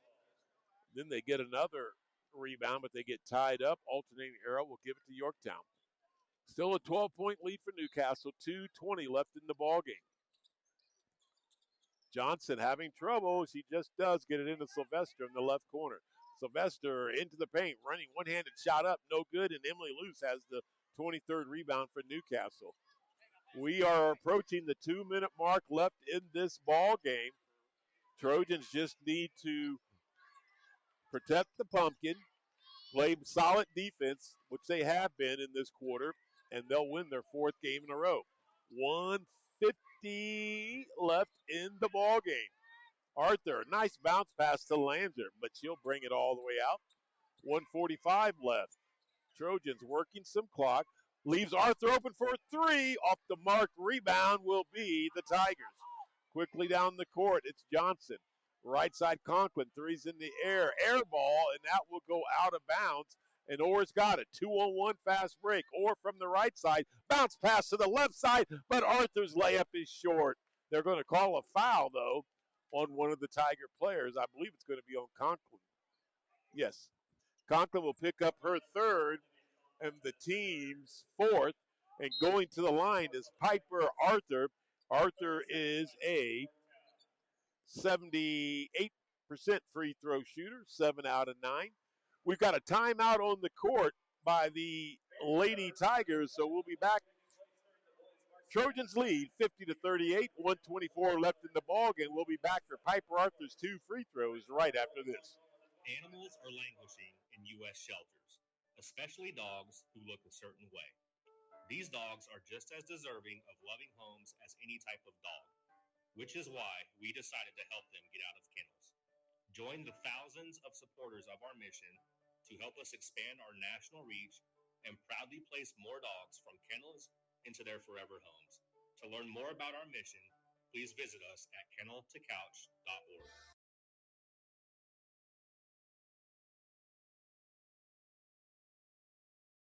Okay, back we are. Lorenzo Pettiford, Ryan James, Lady Trojans basketball. Lady Trojans lead 50-38. The 78% free throw shooter, Piper Arthur, will try to increase their 12-point lead. First free throw is up and good. Trojans have shot 5 free throws and made them all tonight. Piper trying to make it 6 for 6 as a team, and she does. Trojans 52, Tigers 38, 14-point lead for Newcastle with 1 minute and 15 seconds left in the ball game. Here's Johnson with it. She'll go left side. That is Ja Roman. They throw it to Hargraves. She almost loses it. Now Johnson, top of the key, got away with a little walk there. Johnson double team out to Sylvester. Sylvester pull up left elbow, short rebound, Megan Luce. Here's Lanzer with 50 seconds left in the ball game. They will foul. Carly Lanzer does. Riley Johnson. And Carly Lanzer, who has made one field goal tonight. It was a 3-ball in the opening quarter. She shoots 74% from the charity stripe. She's got 2 here. That's the 15th foul on the Tigers. First free throws up and good. Carly does so many things besides score. When you say most of her stats, you always lead with that team high 15 points a ball game. But tonight, only her 4th point, but still a good, solid performance out there in many other areas. She will go 2 for 2 in that set. The Trojans are 6 for 6 in the 4th quarter, 8 for 8 for the ball game. Outstanding job from the free throw line. Not a lot of attempts, but when they did go, they knocked them down. Every single one of them. Sylvester 3 is partially blocked, and Mallory couldn't get over there quick enough to save it, but it will stay. Tigers basketball, and I'm officially going to call this. The Newcastle Trojans will win their 12th ball game of the year and their 4th in a row for the second time. And they now have won 9 out of their last 11. There's a shot blocked by Mallory. Sylvester gets the loose ball back up, misses it. Rebound Tigers again, and they score. That was Jar Roman with the field goal. Emily Luce up 14, under 20 seconds left. Lanzer, left corner to Megan Luce, all the way out to sister Emily. This might be your final score. Trojans up 14, 54 to 40. 5 seconds left. And that will be your final score. The Lady Trojans put on a great performance on this doubleheader night, outscoring the Lady Tigers 54 to 40. They have now won 4 in a row for the second time this year, and they've won 9 out of their last 11. 54 to 40. We're going to take a quick timeout, reset some things, and when we come back, we'll have the boys pregame show with head coach Matt Luce taking on Justin Ullman, the head coach of the Yorktown Tigers. So stay with us, and we'll come back. We'll reset our cameras. We'll reset our broadcast equipment and get you set for boys varsity action right after this. More than X's and O's, playing high school football has taught me respect for my coaches and teammates, our opponents, and the officials. On the softball field, I learned how to be accountable for my actions and how they affect the rest of my team. Every game reminds us that humility means winning with class and losing with grace. I'm Dante Pope from Maryville High School. And I'm Ashton Elpers from North Posey High School. These are just some of the lessons we learned from high school sports that we'll carry with us for the rest of our lives. Wins and losses, highs and lows, success and failure, they are all part of being a student athlete and a human being.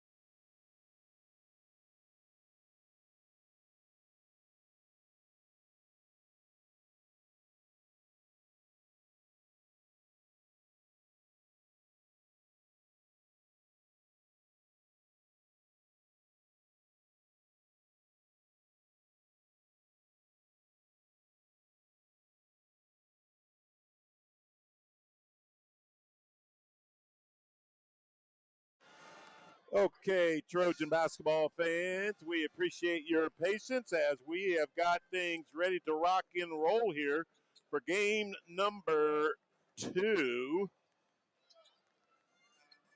And it's Lorenzo Pettiford and Ryan James bringing you this double-header night between our Lady Trojans and the men Trojans. Earlier, the Lady Trojans win by a final score of 54 to 40. The men's Trojan team will only play one game this weekend, so their preparation this week has been 100% focused on themselves and the 5-6 Tigers of Yorktown in their first year head coach Justin Ullman. So with the victory by the Lady Trojans, the tone has been set tonight. It's time for our men's Trojans basketball team to step up and make it a sweep tonight on this doubleheader night. So let the round ball fly high. Newcastle boys varsity action will start now. Good evening again, ladies and gentlemen. Always a nice hello to the young kiddos that are tuning in for tonight's contest as the Newcastle Trojans are ready to go in Hoosier Heritage Conference play. Newcastle comes in with that record of 6-7, and the Yorktown Tigers come in with that record of 5-6. Going to get some of these things out of the way that we had for the girls game and get our table set for the boys varsity action. So how about Bobby Jones and the Lady Trojans? Man, did they come out in tonight's game and just got off to a great start, putting up 25 points in the opening quarter and holding the Tigers to 5. But give Yorktown Lady Tigers credit. They came back, made things interesting. They got the lead down by as many as 7, but then Newcastle was able to refocus and get it back up in double digits, and they win going away by 14, 50 to 44. I said 14. It was actually 14, 54 to 40 was that final score.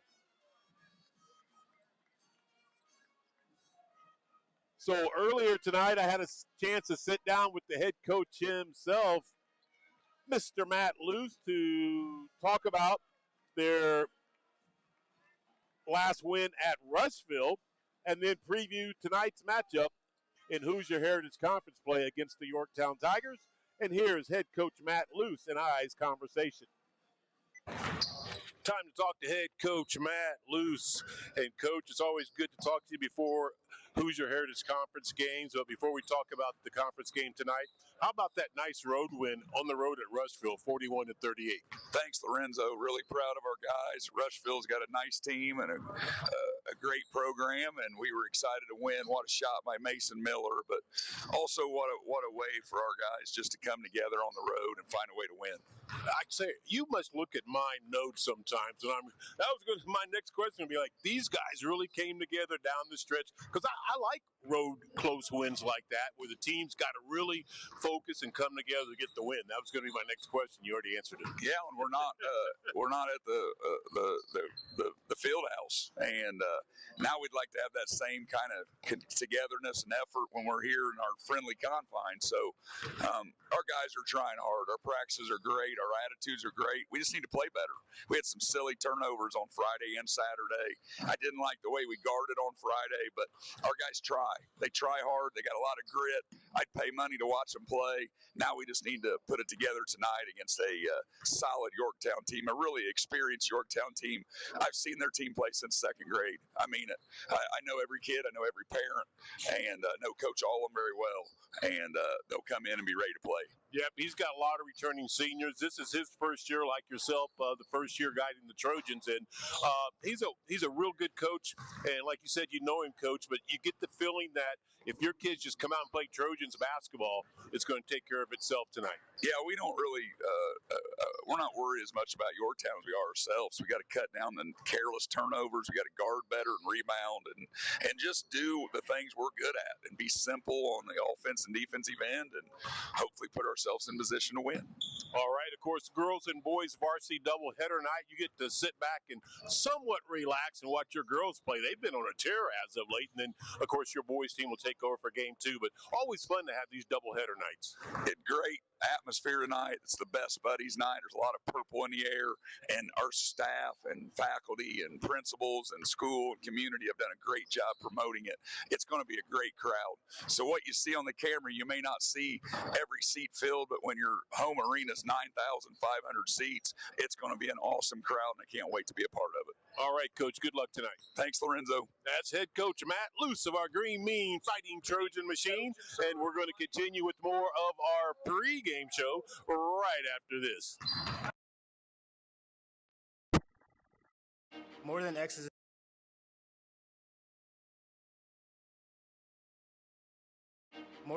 and O's, playing high school football has taught me respect for my coaches and teammates, our opponents, and the officials. On the softball field, I learned how to be accountable for my actions and how they affect the rest of my team. Every game reminds us that humility means winning with class and losing with grace. I'm Dante Pope from Maryville High School. And I'm Ashton Elpers from North Posey High School. These are just some of the lessons we learned from high school sports that we'll carry with us for the rest of our lives. Wins and losses, highs and lows, success and failure, they are all part of being a student athlete and a human being. Learning how to handle these ups and downs on the field prepares us to handle them off the field too. I am IHSAA Commissioner Paul Neidig. Be a champion of high school sports and the lessons they teach by buying a ticket to your high school's athletic events. This is developing character. This is education-based athletics. This is your IHSAA. Animals are languishing in U.S. shelters, especially dogs who look a certain way. These dogs are just as deserving of loving homes as any type of dog, which is why we decided to help them get out of kennels. Join the thousands of supporters of our mission to help us expand our national reach and proudly place more dogs from kennels into their forever homes. To learn more about our mission, please visit us at kennel2couch.org. Animals are languishing in U.S. shelters, especially dogs who look a certain way. These dogs are just as deserving of loving homes as any type of dog, which is why we decided to help them get out of kennels. Join the thousands of supporters of our mission to help us expand our national reach and proudly place more dogs from kennels into their forever homes. To learn more about our mission, please visit us at kennel2couch.org. My name is Bobby. I'm a veteran and lost my leg to a roadside bomb. My victory was going from a wheelchair to becoming a weightlifting champion. I'm Sam. I'm a veteran. My victory was finding a career I can be proud of and supporting my family. America's veterans are on their most important tour, the tour of their lives. I'm a veteran. My victory was going from homeless to home. At DAV, we're on a mission to help veterans get the benefits they've earned. I'm a veteran, and my victory was finishing my education. DAV offers veterans of all generations a lifetime of support for victories great and small. My victory was proving that disability is not a limitation. My victory was getting my service dog a new best friend. We help more than 1 million veterans every year as they face and conquer their challenges. My victory is being able to be there for my family. When America's veterans win, we all win. Help us support more victories for veterans. Go to DAV.org. A tree can be a warrior, battling global challenges with greater courage. A tree can be a solution, cleaning our air, supporting our communities, and protecting our wildlife. A tree can be noble, growing hope in every corner of the world. That's why now is the time for trees, millions of trees. Join our planting movement at arborday.org. Get on board. The water is open. It's time to go boating and fishing and leave stress in our wake. Feel the wind as we ride and a fish on the line. Reel in our first catch and feel the sun at our backs. It's get out on the water season. It's time to get on board. Find out where to get on board near you. Visit Take Me Fishing and Discover Boating to learn more. And please recreate responsibly. Get on board. And back we are inside the field house here in beautiful Newcastle, Indiana. The 5-6 Yorktown Tigers, under their first-year head coach Justin Ullman, have made the trip here to beautiful Newcastle to take on our 6-7 Matt Luce-led Newcastle Green Mean Fighting Trojan Machine. The Tigers come in averaging just under 55 points a ball game, while they'll give up just under 50 points a ball game. Newcastle is averaging 48 points a ball game and giving up 49.5 points per contest.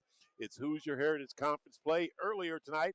Our Lady Trojans win 54-40 kind of to get a little revenge after last year's tough loss in sectional play to the Yorktown Tigers. So the Lady Trojans win 54-40. They are 3-0 in doubleheader nights this season, while our men, not so fortunate, they're 0-2. They look forward to getting one win in doubleheader night. It would have to happen tonight against the Yorktown Tigers. We are just about set for the starting lineups in game 2 of our doubleheader, but we're going to take a commercial break and honor America with the national anthem, and then we'll come back with the starting lineups. So back with the starting lineups right after this. More than X's and O's, playing high school football has taught me respect for my coaches and teammates, our opponents, and the officials. On the softball field, I learned how to be accountable for my actions and how they affect the rest of my team. Every game reminds us that humility means winning with class and losing with grace. I'm Dante Pope from Maryville High School. And I'm Ashton Elpers from North Posey High School. These are just some of the lessons we learned from high school sports that we'll carry with us for the rest of our lives. Wins and losses, highs and lows, success and failure, they are all part of being a student athlete and a human being. Learning how to handle these ups and downs on the field prepares us to handle them off the field, too. I am IHSAA Commissioner Paul Neidig. Be a champion of high school sports and the lessons they teach by buying a ticket to your high school's athletic events. This is developing character. This is education-based athletics. This is your IHSAA. Animals are languishing in U.S. shelters, especially dogs who look a certain way. These dogs are just as deserving of loving homes as any type of dog, which is why we decided to help them get out of kennels. Join the thousands of supporters of our mission to help us expand our national reach and proudly place more dogs from kennels into their forever homes. To learn more about our mission, please visit us at kennel2couch.org. Animals are languishing in U.S. shelters, especially dogs who look a certain way. These dogs are just as deserving of loving homes as any type of dog, which is why we decided to help them get out of kennels. Join the thousands of supporters of our mission to help us expand our national reach and proudly place more dogs from kennels into their forever homes. To learn more about our mission, please visit us at kennel2couch.org. And we are back, and we're going to get you set with the starting lineups. First of all, for the Tigers of Yorktown and their first-year head coach, Justin Ullman. They will start number 4, Mason Trammell. He's a 5'11 junior, averaging a team high 18.5 points, 2 rebounds, and 3 assists. Number 41 is the 6'4 senior, Javin Barnes. Barnes is averaging 10 points, 6 boards, and 2 assists a game. Number 3 is Zayden Zoud. Yeah, ZZ. I like the name already. Zayden Zoud is averaging 7 points, 2.5 rebounds, and 2.5 assists. Number 34 is Sam Tokar. He's a 6'3 junior. Tokar is averaging 3.5 points and 4.5 rebounds. And rounding out their starting 5 is Quentin Richmond. He is a 5'8 junior, averaging 2 points, 1 rebound, and 1 assist a game. And now the starting lineups for head coach Matt Luce and the Newcastle Trojans. They will start. Number 40, a 6-foot sophomore, Luke Mendoza. Mendoza is averaging 2.5 points, 4 rebounds, and 1.5 assists a game. Number 4 is a 6'1 senior, Mason Miller. Miller is averaging a team high 16.5 points, 2.5 rebounds, and 3 assists. Number 3 is a 6'1 junior, Ryan Sturgis. Sturgis is averaging just under 8 points a ball game, 2.5 rebounds, and 1 assist a game. And number 24 is Nick Godby. He's a 6'3 sophomore. Godby's pulling down 3 rebounds and still getting just under 3 points a ball game. And the other starter is the 6-foot junior, Braylon Bennett. He is wearing number 22, and he's averaging 7.5 points, 2.5 rebounds, and 1.5 assists. So it will be Mendoza, Sturgis, Godby, Bennett, and Miller, your 5 Newcastle Trojans starting tonight. The three men wearing the black and white stripes in charge of the ball game's officiating. The head official is Dan Morgan, Kevin G. Brown, and Tim Cartwright. Again, your three men wearing the black and white stripes. So it will be number 24, Nick Godby, in the center circle against number 41, Jabin Barnes, the 6'4 senior. Here comes Morgan, the head official, to throw it up. Morgan tosses it up, and it will be controlled by the Tigers. And we are underway. Game 2 of our girls and boys varsity doubleheader. The Lady Trojans win earlier, 54-40. Now it's up to the men Trojans to make it a sweep. Newcastle will open up defensively in their man-to-man defense in their home white, trimmed in Kelly green. The Tigers are in their road black, trimmed in green and gray. This is Trammell, right corner. Zoud, three is good. Zoud came in 13 out of 34. That's 38% on the season. And they lead 3-0. Trojans ball with their first offensive touch. Miller into the paint, right corner, three by Sturgis. Too strong. Godby fighting for it, but can't get it. Rebound, Yorktown. Here's Trammell. Top of the key to Toker. Toker will hand it. No, he does not give it to Richmond. He'll give it to Trammell. Trammell's three is way off. Godby with that rebound. Wow. That was not even close by Mason Trammell, who shoots 46% from the arc from out there. Here's Mendoza, top of the key. Right side to Mason Miller. The Tigers are in a man-to-man defense as well to open things up here. Both coaches already standing up, giving instructions to their team. Here's Bennett. Bennett will throw it out to Godby. Now back to Bennett on the right wing. 6:20 to play in this opening quarter. Tigers lead early, 3-0. Sturgis in the right corner. Here's Miller, right corner, and an offensive foul, I believe, on Godby for an illegal screen. That is Godby's first, and that will count as a turnover as well. So the first team turnover. And here come the Tigers with the pumpkin up 3-0 as we approach the 6-minute mark. And Richmond with the basketball, right corner. This is Trammell. He'll go up 7-footer, no good. Tokar with the rebound in the paint, kicks it out to Barnes. Barnes gets into the paint, running one-handed shot up, no good, and Mendoza's got the rebound. Quickly down the court, Sturgis attacks from the left side, and he will score. Nice take by Ryan Sturgis coming off that left side, shielding with his body, and the Trojans get their first two. They still trail 3-2. 5:30 left in the opening quarter. Here is Zoud with another three. Look, and he will knock it down. He is 2 for 2 tonight. So it is 6 for Zoud and 2 for Sturgis here early. Coach Matt Luce giving Braylon Bennett some instruction. Tigers opening up with some token full court man-to-man pressure. Mason Miller will break it easily. He goes to the left wing. Has a pick for Mendoza if he wants to use it. He does not. He'll give it to Mendoza. Right through the hands of Godby. Second turnover on Newcastle. And quickly into the lineup will be the 6'3 senior, Lucas Eaton.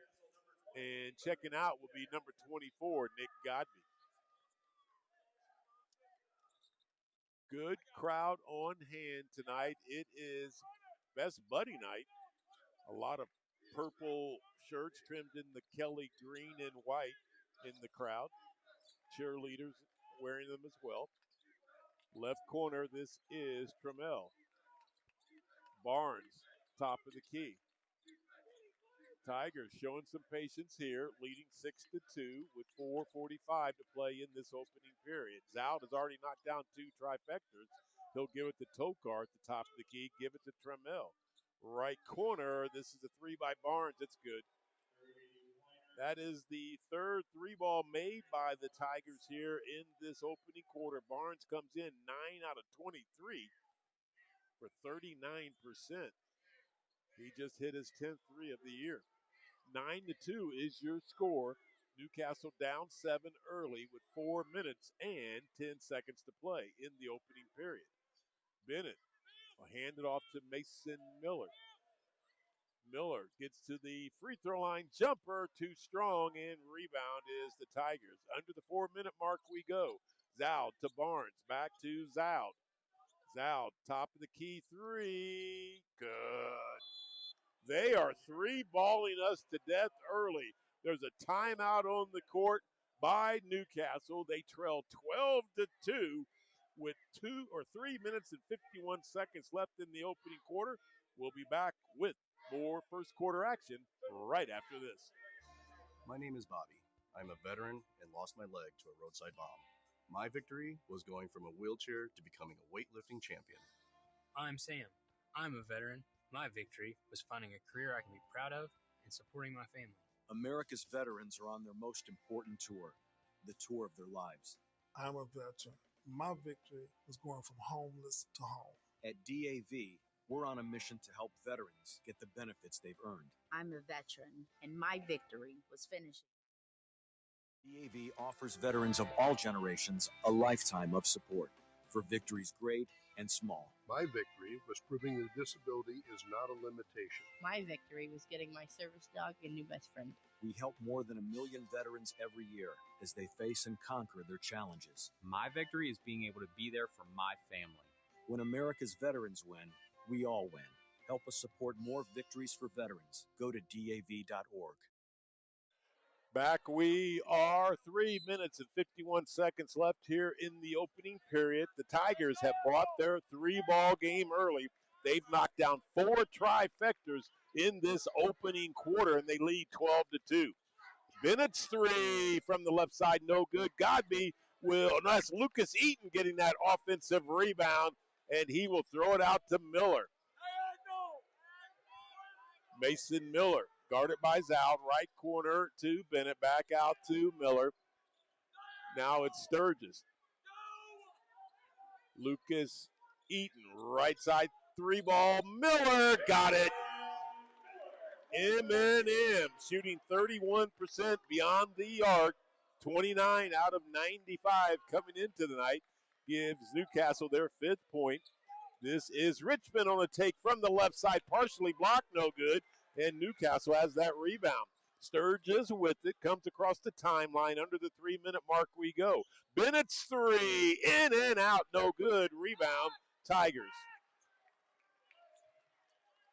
Lucas Eaton trying to get that offensive rebound will commit a foul. That's going to be Eaton's first and the team's second.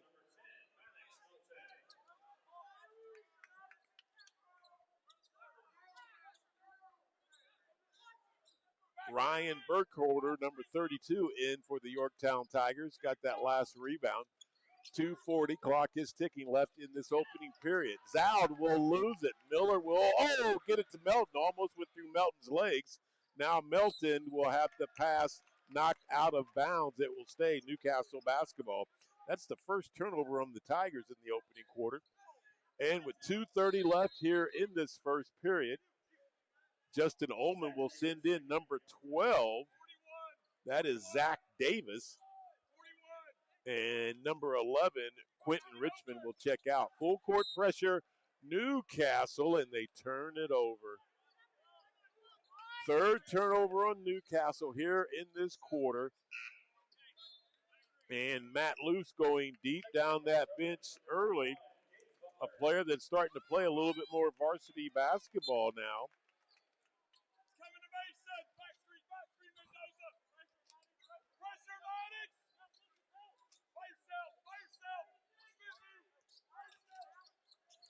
Here is number 32 into the paint. That was Burkholder. And that ball was knocked out of Burkholder's hands. It's going to be Tigers basketball.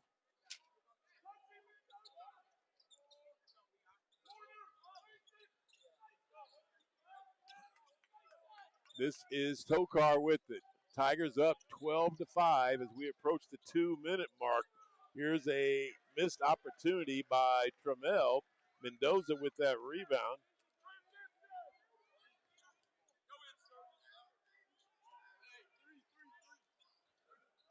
Melton with the pumpkin.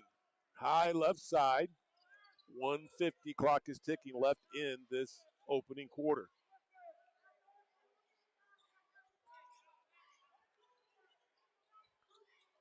Miller with a deep NBA three ball. Saying Steph Curry, be jealous and envious of me because I could come out here and knock him down with you. 12-8 as Mason Miller has 6 of the 8 points. The lead is down to 4.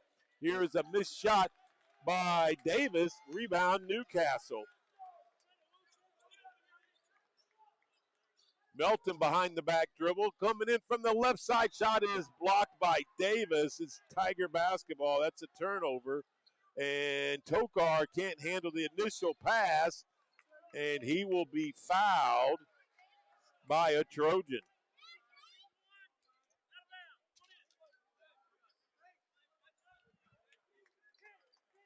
Check this foul out.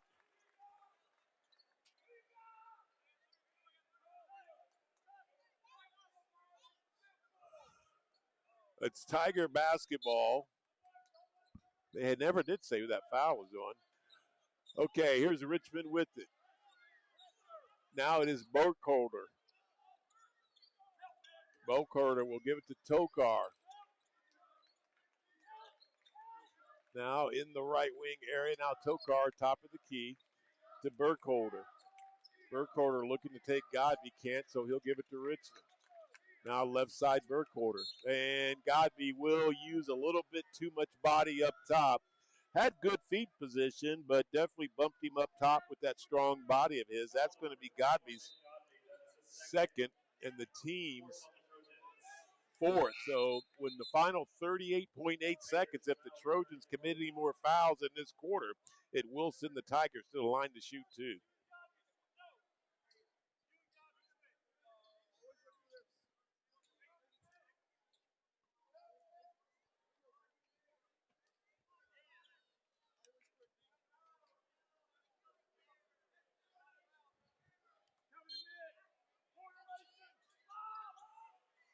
So Tokar, this is number 12, Davis. Davis down the right side of the lane will go off the glass and score. Gets his first 2 of the ball game. And it is 14-8 with 20 seconds left in the opening quarter. Melton with the pumpkin to Mendoza. Mendoza to Godby. High right side to Miller. Miller asks for a pick. He's got 7 seconds. Driving, pull up long 2. Off the back of the rim, no good. And the Tigers have that rebound. And that's how the first quarter will end. The Tigers put up 14 points in the opening quarter thanks to knocking down 4 3 balls. And they will lead 14-8 at the end of one. We'll take the end of the quarter break and come back with second quarter action on the Nash 102.5 app, Nash FM 102.5.com, and streaming on YouTube at the NC Trojans Report. A tree can be a warrior, battling global challenges with greater courage. A tree can be a solution, cleaning our air, supporting our communities, and protecting our wildlife. A tree can be noble, growing hope in every corner of the world. That's why now is the time for trees. Millions of trees. Join our planting movement at arborday.org. Get on board. Back we are here in the opening quarter. The Yorktown Tigers put up 14 points in that first quarter, and they lead 14-8 at the end of one.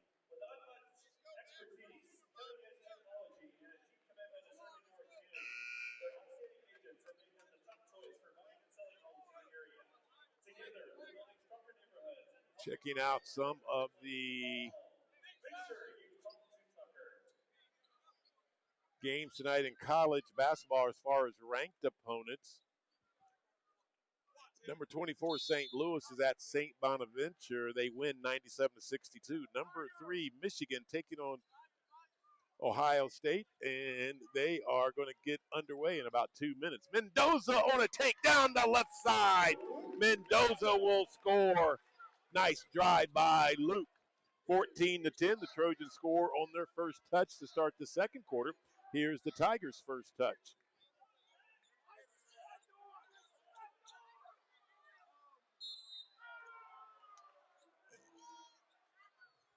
We're going to have a foul on Newcastle's number 10, Maddox Melton.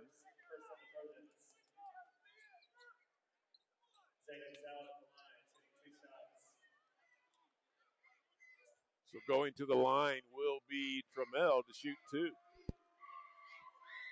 His first one is up and good. Trammell shooting 83% on the season. That's his first point of the ball game. He will have one more, 15 out of 18, so he doesn't get there a lot. And he will go 2 for 2. But when he gets there, the 83% free throw shooter knows what to do. 16-10, Tigers with the lead. Newcastle with the pumpkin. Tigers in their man-to-man defense. Once again, they go back and forth, some man to a 2-3 zone. Now they're currently in a man. Luke Mendoza with another takedown the left side. Kicks it out to Melton. Off the mark, rebound. It's the Tigers, but he's tied up by Mendoza. Good job by Luke hustling in there to tie him up.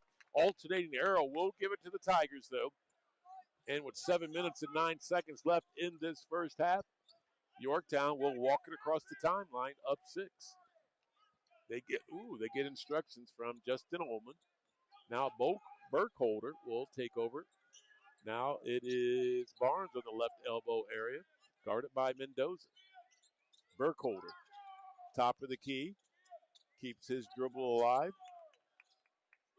And go left wing. That is Davis into the paint, shot up and missed. Davis gets his own rebound, and he'll be fouled.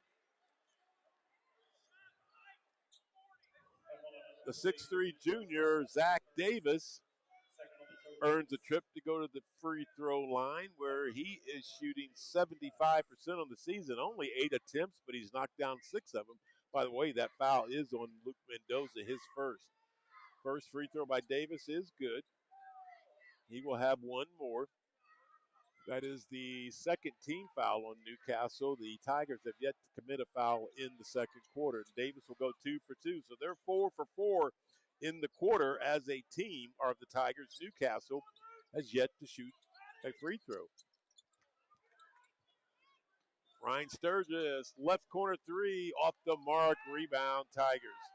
Boy, Ryan, when he gets that much time, usually is very deadly. That time just a little off the mark. 18-10 is your score. Largest lead of 8 by the Tigers. 6:20 to play.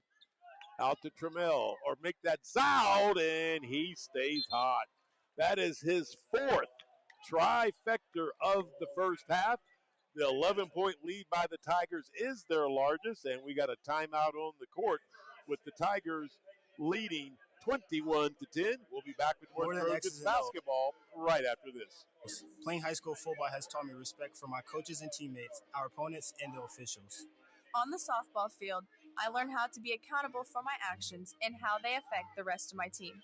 Every game reminds us that humility means winning with class and losing with grace. I'm Dante Pope from Maryville High School. And I'm Ashton Elpers from North Posey High School. These are just some of the lessons we learned from high school sports that we'll carry with us for the rest of our lives. Wins and losses, highs and lows, success and failure, they are all part of being a student athlete and a human being. Learning how to handle these ups and downs on the field prepares us to handle them off the field, too. I am IHSAA Commissioner Paul Neidig. Be a champion of high school sports and the lessons they teach by buying a ticket to your high school's athletic events.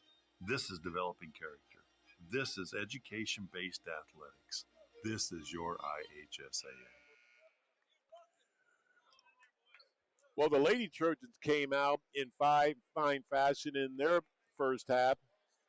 And here, the first half of the men's game, it's the Tigers kind of coming out in fine fashion with an 11-point lead, 21-10, thanks to Zayden Zowd's 4 trifectas, 3 in the first quarter, 1 now here in the second quarter to lead all scorers with 12. Newcastle almost throws it away.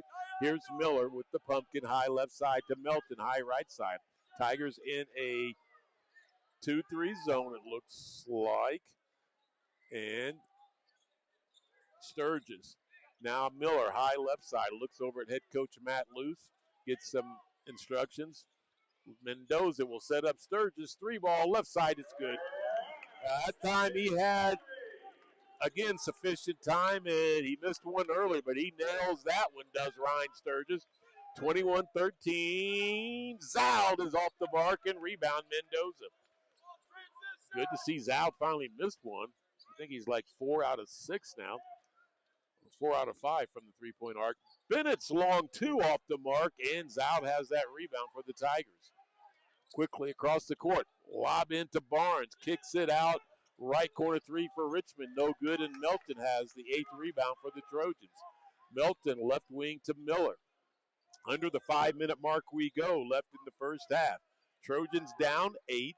They've been down by as many as 11, and the Trojans will throw it away.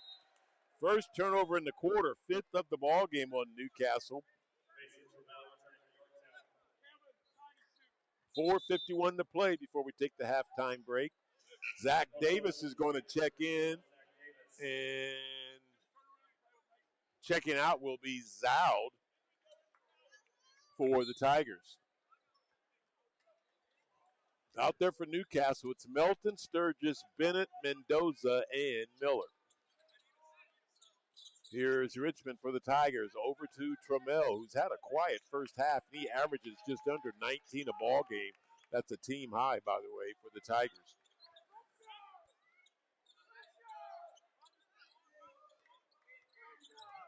Almost a steal by Maddox. Melton, what a good defensive hustle there.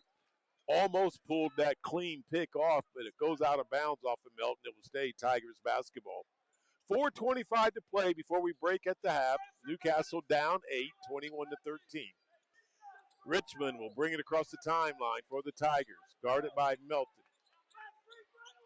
Now down low, this is a shot up by Tokar off the miss, I believe. I was screened out by head coach Matt Luce, but they did score 23-13, 10-point lead for Yorktown. 4 minutes exactly remaining in this first half. Nick Godby will be going in on the next dead ball. Mendoza, left baseline, throws it and throws it away. 6th turnover on Newcastle, 2nd in the quarter. Trammell, Davis, over to Trammell. Now Tokar, back to Trammell. Trammell, tough jumper, up, no good. Mendoza pulls down the 3rd rebound in the quarter, 9th in the ball game for Newcastle. Bennett with the pumpkin. Gets a pick from Mendoza up top. Bennett, top of the key, 3-ball off the mark, and Barnes with the nice rebound. That's their 9th. Each team with 9 rebounds here in the first half. Here's Tokar, guarded by Bennett. High right side to Richmond. Right corner, it's Davis. Down low in the right block, it is Barnes, guarded by Mendoza. Gets into the paint, wheeling-dealing, shot up, no good. Tokar hustles, gets the offensive rebound, and he'll be fouled. This foul will be on Ryan Sturgis, his first, the team's 3rd, with 2:59 left in the first half. Braylon Bennett is now checked out. Nick Godby is in there for Newcastle. Barnes on the right elbow, guarded by Godby. Barnes into the paint, forces up a tough one, but will score. That's his 2nd field goal here in the first half. He hit a 3 in the first quarter, so he's got 5. 25-13, 12-point lead is the Tigers' largest with 2 minutes and 35 seconds to play. Sturgis almost has it, lost control, but it was knocked out of Sturgis' hands. 3 subs in for the Tigers. Matthew Goodwin getting some early action, the 6-foot junior for Nick Castle. He will check in. Checking out will be Luke Mendoza. Both teams using their benches here in this first half quite a bit. 2:33 left in the first half. Newcastle down 12, 25-13. Newcastle spreading the court. Here's Miller.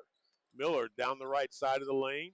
Turnaround jump shot is off the mark. Godby has the rebound, but he's tied up. Alternating arrow will keep it with Newcastle. 2:20 left here before we break at the half. Luke Mendoza will be coming in on the next dead ball. Godby against Barnes. Pump fake, can't get the shot off. He will go to Miller in the left corner. Miller's three, it's good. Miller's third trifecta here in the first half. He knocked down two in the opening quarter. Here's a three by Yorktown. That is Kelly who was checked in. It's missed. Rebound Newcastle. Newcastle down 25-16. Here is Melton. Out to Mason Miller. Miller to Goodwin. Now Melton's three. Count it. Maddox Money Melton knocks down a three ball. 25-19, down to 6 is the Tigers' lead. Here's Zoud out to Richmond. This is Barnes operating in that right block area. Now a three ball by Kelly. It's good. 4 out of 13 coming into the night. That's 31%. He'll knock down a three. We got a timeout by the Tigers. We'll keep this one here and talk about the great sponsors that brings you Trojans basketball. Broad Street Motors. Is your car sounding a little rough? Just not running right? Then take it to the reliable and trusted Fix-It Pros. Broad Street Motors, 1556 Broad Street in beautiful Newcastle, Indiana. They can fix your heater. They can fix your brakes. They can do oil changes, computer diagnostic testing, tune-ups, all that and much, much more. Broad Street Motors in Newcastle, where performance meets peace of mind. You can give them a call at 765-388-2886. And, of course, McDonald's, enjoy their tasty breakfasts, delicious burgers, and world-famous fries. It's all found at 1720 South Memorial Drive, McDonald's. 28-19, 9-point lead for the Tigers. 1 minute and 15 seconds left in the first half. Clock is ticking. Some full court trapping pressure by the Tigers. Into Mendoza. Left-handed shot up. No good. Rebound, Yorktown.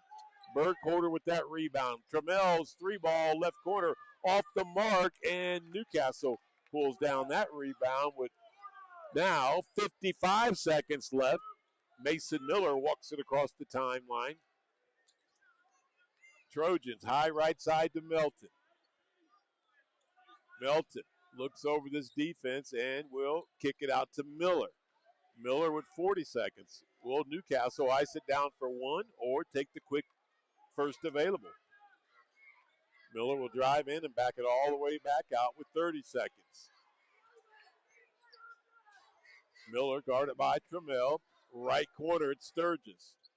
Sturgis to Maddox Melton. Under 20 seconds we go, and that's going to be the game plan now, is to go for one. Melton.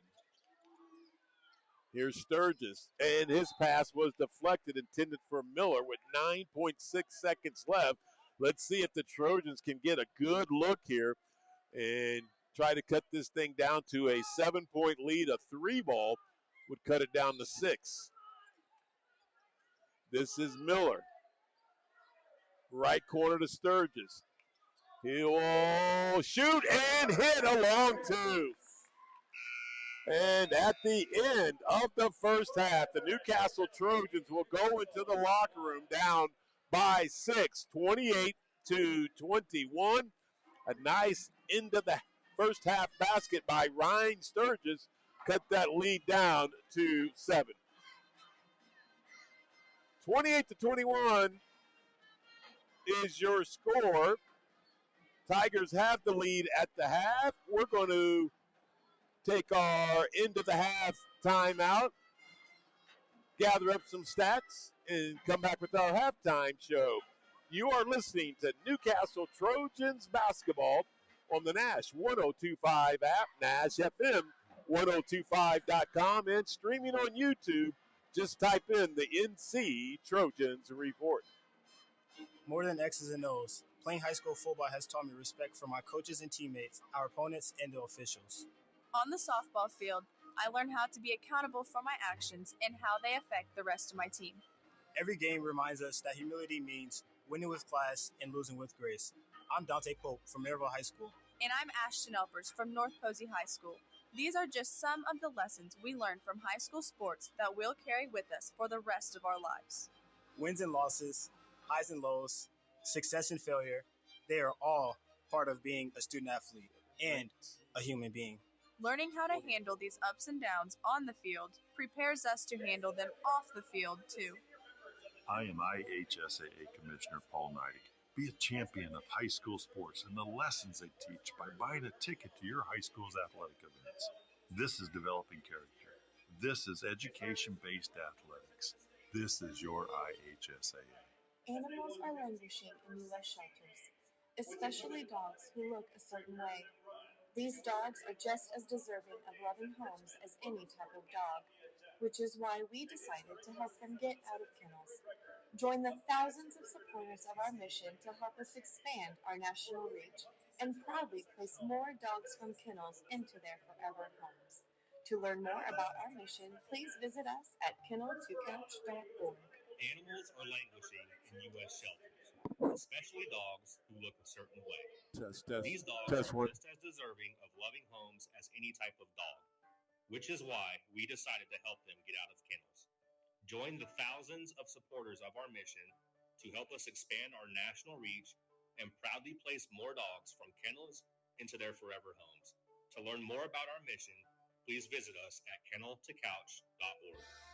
My name is Bobby. I'm a veteran and lost my leg to a roadside bomb. My victory was going from a wheelchair to becoming a weightlifting champion. I'm Sam. I'm a veteran. My victory was finding a career I can be proud of and supporting my family. America's veterans are on their most important tour, the tour of their lives. I'm a veteran. My victory was going from homeless to home. At DAV, we're on a mission to help veterans get the benefits they've earned. I'm a veteran, and my victory was finishing my education.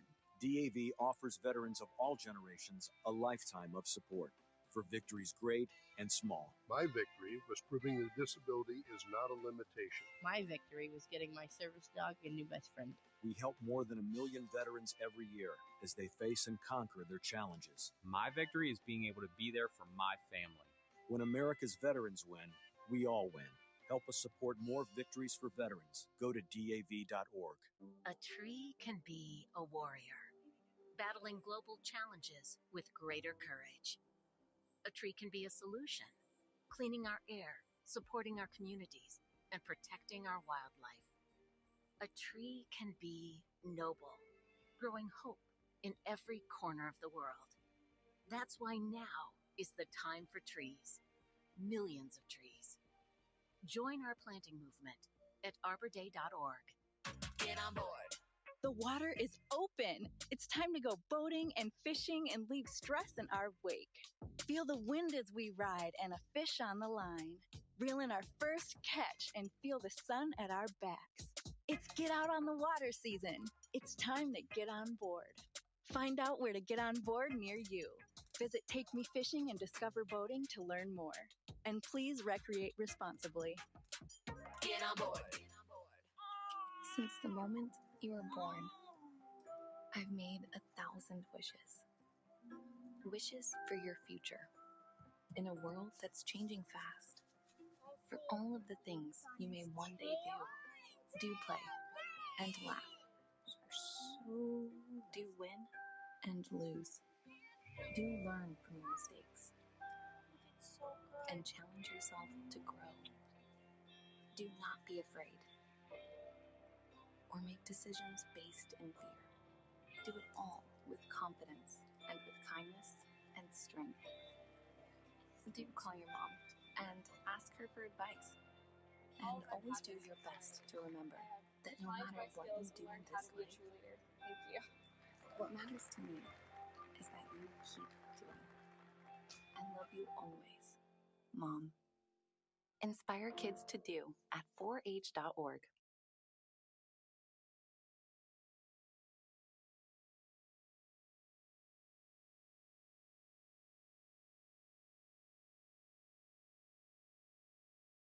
And back we are, Lorenzo Pettiford. And we have 4 inductions going into the Trojans Hall of Fame. Steve Bennett, Corey Bennett, um, Kyle York, and Thompson.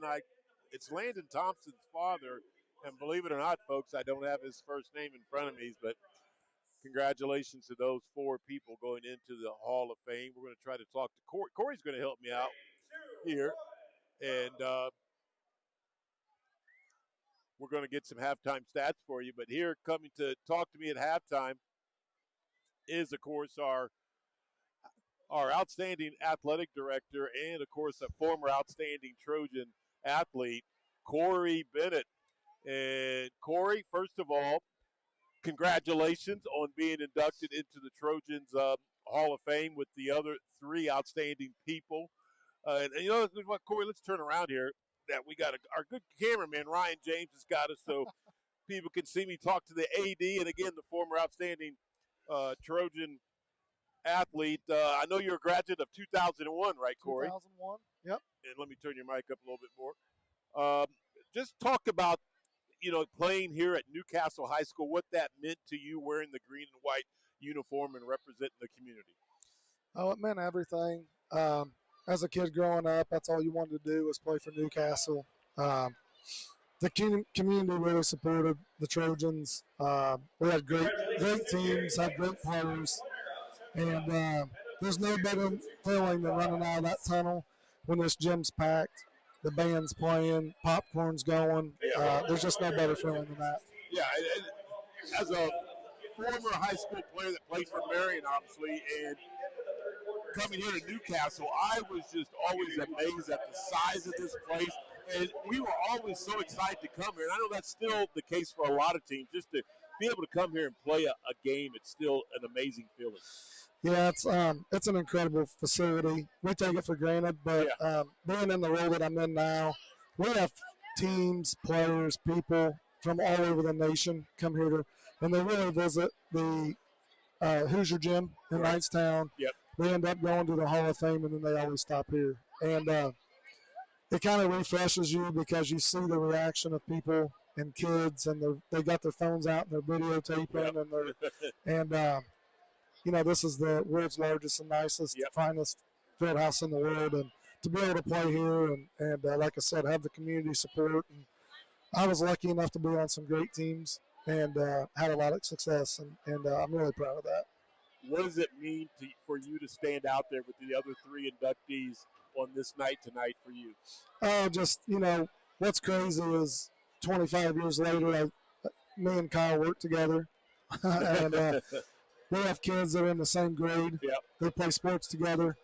Brandon Thompson, this goes back to when we were 10 years old playing AAU. So I know Jimmy and Rhonda, I know Greg and Penny, they know Jeff and Rhonda Bennett.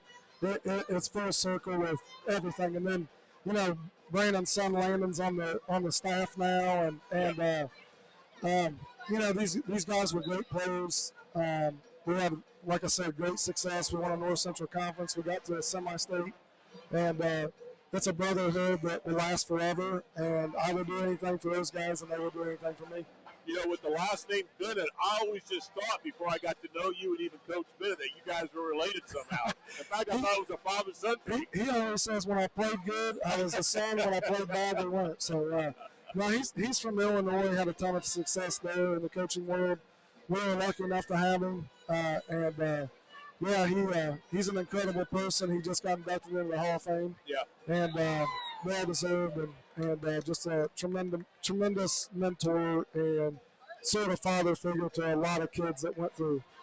I get to see just a little bit of what some of the responsibilities and duties you do as an AD, and you do it so well. But just talk about, this is your third or fourth year now, but just talk about being the AD here and what that has meant for you. Well, it's just super special. I went to school to be an athletic director, but my path didn't really head that direction, from graduating college. But because you have this field house, we get to host incredible events. Right. And things like the Hall of Fame Classic, Cheer State. Believe it or not, wrestling semi-state's probably my favorite thing that we host. And this gym should be used, and it's a special place. And the memories I have 25 years ago, I'm making more memories with just my job. My son's out on the court playing, and it's just great wearing the green and white and representing Newcastle. This is the third and final girls and boys varsity doubleheader of the year. The Lady Trojans have done well on varsity doubleheader nights. They're undefeated. The boy Trojans have struggled a little bit losing to Shelbyville and Greenfield, but tonight's another tight game against Yorktown. I think both coaches knew it was going to be tight, but it'd be great to get a sweep. It would. The girls are really on a roll. They are. They're really fun to watch. They are. They share the ball. We have girls that can make buckets. We have girls that can hit shots. We pass the ball well. They play hard. Yep. And I'm looking forward really to kind of see their sectional run. I don't want to jump the gun too much, but the draws this Sunday. The draws this Sunday. They're 12-7. I feel like they're finally gelling, and we got one victory, and tonight with the boys, we haven't played well. Haven't really played well. We're only down 7, so hopefully we can get off to a good third quarter and come back and win this thing. So again, you go in along with Steve Bennett, Kyle York, and Brandon Thompson. You got a good story about one of those others that you could share with us?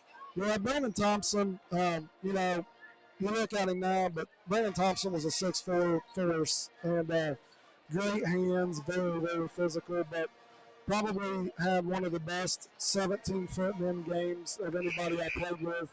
Great touch, great shooter. But the thing I'll say about really just the one story, there's really no story, but all three of us, and we're just like, everybody was on the same page. We played hard.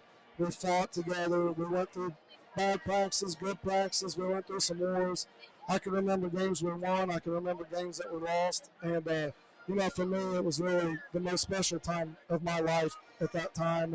And I'll never forget playing for Newcastle and what it meant to play for Newcastle. All right. Great job, man. Thank Congratulations. You. Appreciate it. That's it. Oh, not head coach. That's our athletic director, Corey Bennett, of our Green Mean Fighting Trojan Machine. And we appreciate him stopping by at halftime. Real quickly, some stats here. Leading the way in scoring at halftime for Newcastle. Mason Miller had 9. Ryan Sturgis had 7. Maddox Melton had a trifecta. He's got 3. And Luke Mendoza has a field goal in the second quarter. He's got 2. For the Tigers of Yorktown, it was Zayden Zow knocking down 4 3-balls to lead all scorers with 12 points. We are underway. The start of the third quarter. Zow with the basketball. Newcastle will open up in the man-to-man, and Zow will get tripped up and travel. That's only the Tigers. Get this, folks. Second turnover of the ball game. I had him for 1 turnover in the opening quarter, and now 1 here to start the third quarter. Here comes Newcastle out of the halftime locker room, down 7. Their first offensive touch to get this third quarter started. Mason Miller down the right side of the lane. Out to Nick Godby. Godby back to Melton. Tigers will start off in a man-to-man defense as well to start the second half. Left corner Miller 3, won't launch. And Mendoza passes in the right corner to Sturgis. Newcastle might have overpassed on that possession. Now down low, intended for Godby, and he'll be fouled. This foul will be either on 34, Tokor, or number 11, Richmond. And they'll give it to Quentin Richmond, his first, and the team's first. I must have missed a foul. I didn't have a foul for them in the first half. That's their first foul of the ball game on my stat sheet. That is crazy. They went the entire first half without a foul. Newcastle turned that over. That is their first in the quarter, 7th at the ball game. So here we go, starting a little rough in this third quarter with the turnover early. Each team, though, has a turnover early in the third. Richmond, right side. How about the defensive job we done on Trammell, who averages almost 20 a game, has only the 2 free throws. This shot by Zal, rebound, will come down to the Tigers, though. Here's Trammell. Only the 2 free throws that came in the second quarter, yet they still lead by 7. Richmond. Tokar, Tigers, being patient on this set. Head coach Matt Luce doing a great job of screening me out, but coaching his team will obviously allow that. Giving instructions to his team, and Tokar gets inside with good position, gets his second field goal. The lead is at 9, 30-21. Under the 6-minute mark we go in the third. Milton's three will not get a kind roll, and the Tigers have their second rebound in the quarter, 13th of the ballgame. Into Tokar on the right block area, going against Mendoza. Stripped by Sturgis, but he got a lot of arm. Sturgis will commit his second foul, and that will be the team's first. Braylon Bennett will come in for Newcastle. And they're going to wait. Now they're going to let him come in. Head referee, Mr. Dan Morgan, says, "You wait for me to signal you in." Melton will check out. Here's Tokar in the right corner. Now Barnes with it. Barnes down the left side of the lane will go in and score. Too easy there. And the lead is at 11. Back to double digits for the Tigers. 32-21. Mason Miller looks over at head coach Matt Luce, and Coach Luce says, "I want to tell you now, we will do the same." 5:13 left in the third quarter. The Trojans are down 11, 32-21. Back after this time. Knows playing high school football has taught me respect for my coaches and teammates, our opponents, and the officials. On the softball field, I learned how to be accountable for my actions and how they affect the rest of my team. Every game reminds us that humility means winning with class and losing with grace. I'm Dante Pope from Maryville High School. And I'm Ashton Elpers from North Posey High School. These are just some of the lessons we learned from high school sports that we'll carry with us for the rest of our lives. Wins and losses, highs and lows, success and failure, they are all part of being a student athlete and a human being. Learning how to handle these ups and downs on the field prepares us to handle them off the field too. Back to action we go. Newcastle down 11, 32-21 as we approach the 5-minute mark of the third quarter. Mendoza, top of the key, right side to Sturgis. Sturgis will not use Mendoza's pick. Mendoza will launch a three ball. It's good. He was 0-1 coming into tonight. He is a good shooter, folks. I watch him warm up, and he can stroke that three ball. You give him time. Nice backdoor cut by Trammell, and a good bounce pass. Trammell gets his first field goal of the ball game. He now has 4 points. 34-24, 10-point lead. Miller, left elbow to Braylon Bennett. Bennett guarded by Zaub. Bennett's three will not get a kind roll. It will bounce over the backboard and be Tigers basketball. 10-point deficit for Newcastle. 4:20 left here in the third quarter. Right side, Tokar. Oh, Trammell might have got away with the walk there. Now Zout, he definitely got away with the walk, and he will go in and score. Zout got away with the walk up top, and the lead is 12 now for the Tigers, their largest. 36-24. Miller will shoot a three, no good, and Tokar will knock it out of bounds. It will stay Trojans basketball. Melton will check in for Bennett.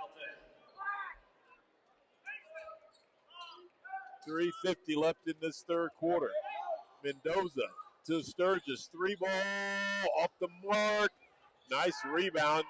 Tigers, here they come across the timeline. Zald's got it. Will use that off arm to push off and get away with it. Now right side Richmond. Down low to Barnes. Barnes spin move on Godby, and he will. Did he step on the inline? I think that's what they said. So that's going to be the third turnover on the Tigers.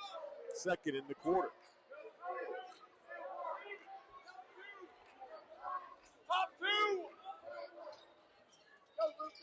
3:25 left in this third quarter. The Trojans have got to get going here. They've only got the 3 ball that was made by by Luke Mendoza.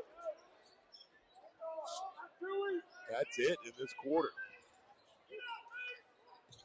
Godby into the paint, jump and up and misses. Rebound will be Tigers.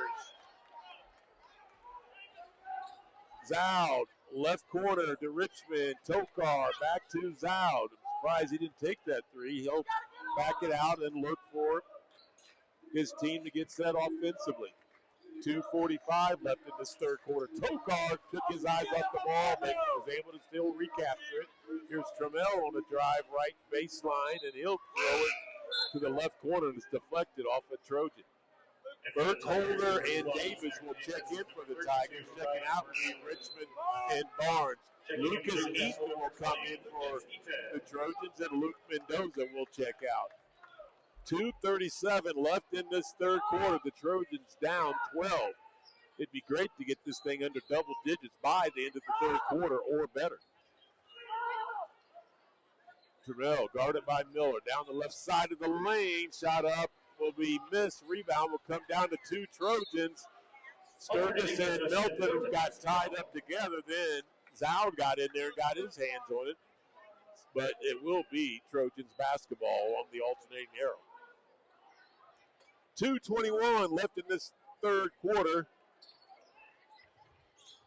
Full court trapping pressure by the Tigers. Newcastle will come across the timeline. Mason Miller high left side right in front of yours truly. Miller between the legs dribble. Pull up 3 off the mark. Eaton goes up and gets the rebound, and he will be fouled. Nice rebound by Lucas Eaton. Foul number 12, Zach Davis. That foul, Zach Davis, will be his first and the team second here in the third quarter. Newcastle has 1 team foul. Melton to inbounds to Eaton. Right corner, that is Melton. High left side, it is Sturgis. Sturgis dribbles to the left wing area. Now he will go to Godby. Godby 1 dribble, handoff to Mason Miller. Miller. Eaton, left wing, Melton. Melton to Eaton. Almost a steal by Trammell guarding Miller. Miller will get that ball with 1 minute and 25 seconds left in this third. Trojans trying to cut into a 12-point deficit. Miller, right corner 3, Sturgis off the mark, and Toker has a nice rebound for the Tigers. Davis on a take, gets into the paint, crossover dribble, misses it, and Eaton with the rebound. 65 seconds left in the third. Mendoza and Bennett will be checking in on the next dead ball. 55 seconds, clock is ticking. Left corner, Sturgis.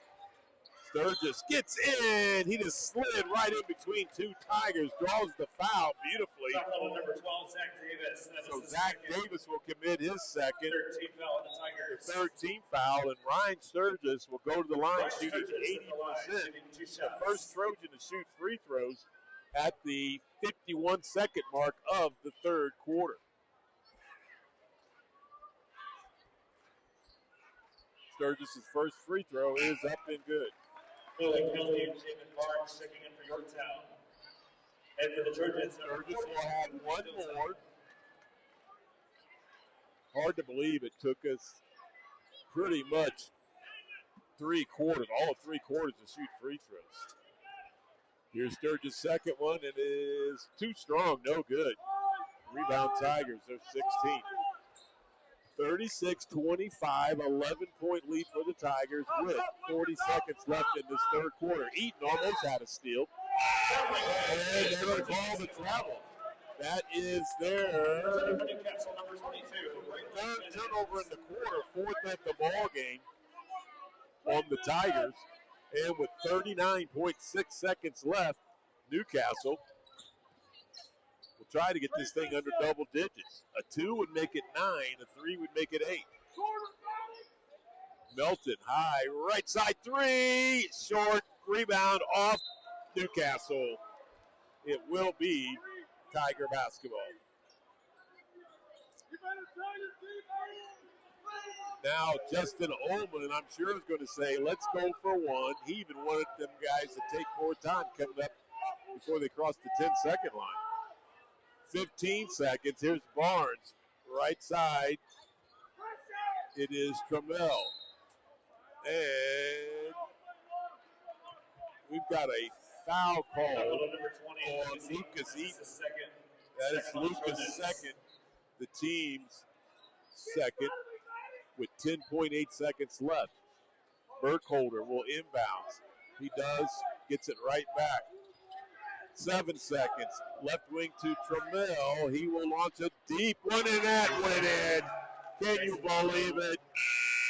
That long 3 will go in by Trammell at the end of the third quarter to give the Tigers a 14-point lead, 39-25. We'll take an end of the quarter break. Come back with the all-important fourth and final quarter on the Nash 102.5 app, Nash FM, 1025.com, and streaming on YouTube. NC's Trojan Report. Back with the fourth quarter after these commercial messages. Be a champion of high school sports and the lessons they teach by buying a ticket to your high school's athletic events. This is developing character. This is education-based athletics. This is your IHSAA.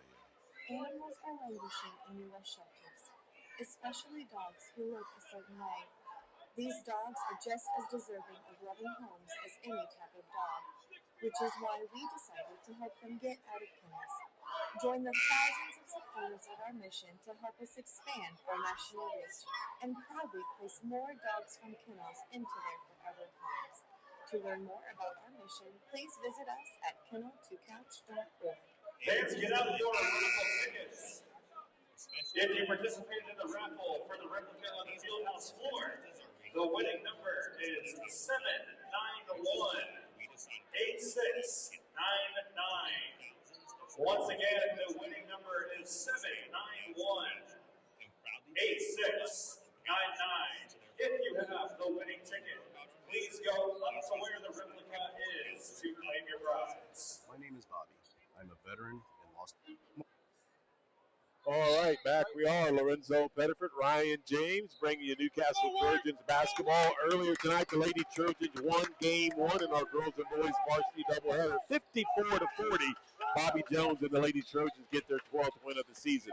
Here, game 2, the Yorktown Tigers, the boys team, having more success than the girls team so far, leading our Newcastle Trojans 39-25.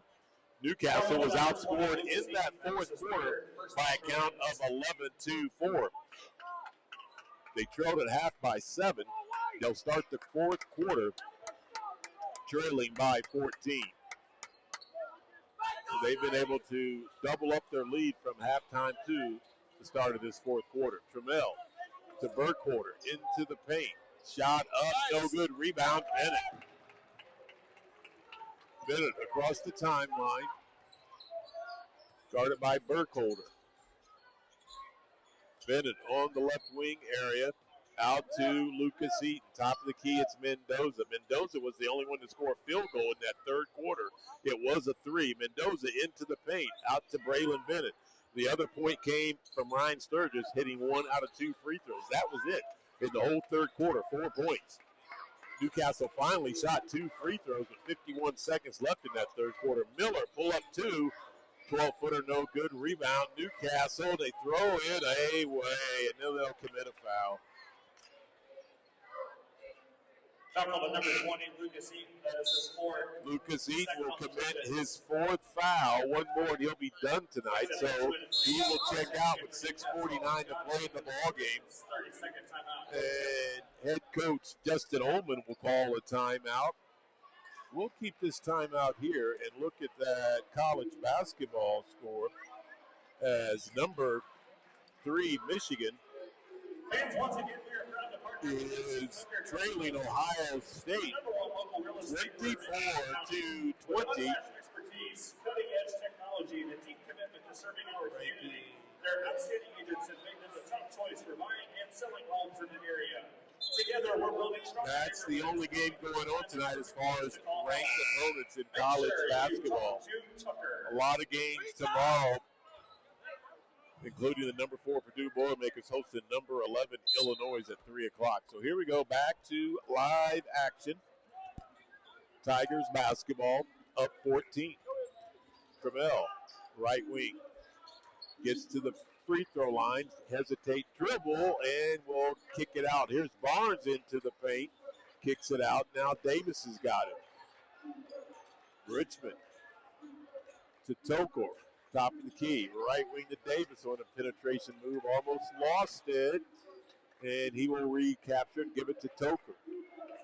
6:15 left in this ball game.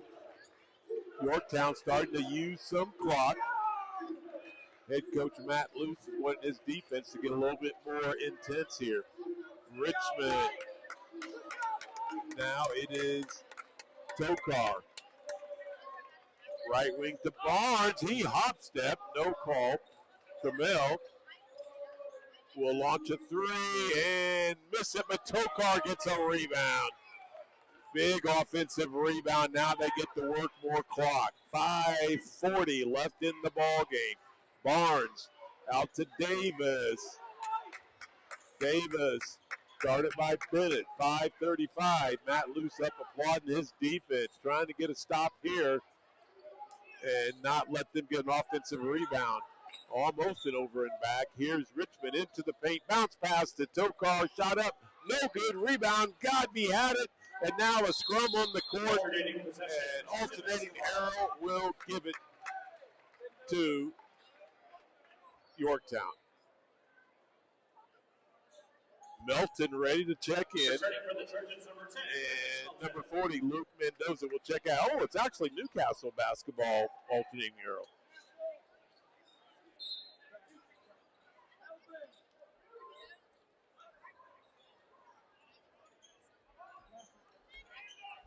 So it's down 14, 5 minutes and 10 seconds left in this ball game. The Trojans have got to warm up from outside, and Miller is going to try to get it started. Miller with 2 threes in the opening quarter, 1 in the second quarter, now 1 in the fourth quarter. He did not score in the third quarter. Again, the only 2 people to score in the third quarter was a 3 by Mendoza and 1 out of 2 free throws by Ryan Sturgis. Barnes on the right block, turnaround shot up short, rebound Tokar. The offensive rebounding is killing us here in this fourth quarter. 41-38. Bennett, left wing. Out to Mason Miller, out to Trojan emblem. Right side it is Melton. Right corner area is Sturgis. Top of the key, it's Braylon Bennett. 4:20 left in the ball game. Miller. Top of the key area, Bennett. Now Godby to Melton.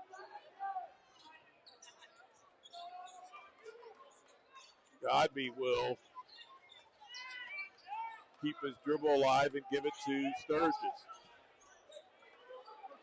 Braylon Bennett on the left wing. Goes the left baseline, gets bumped, and that foul's going to be on number 11, Quentin Richmond. He'll pick up his second.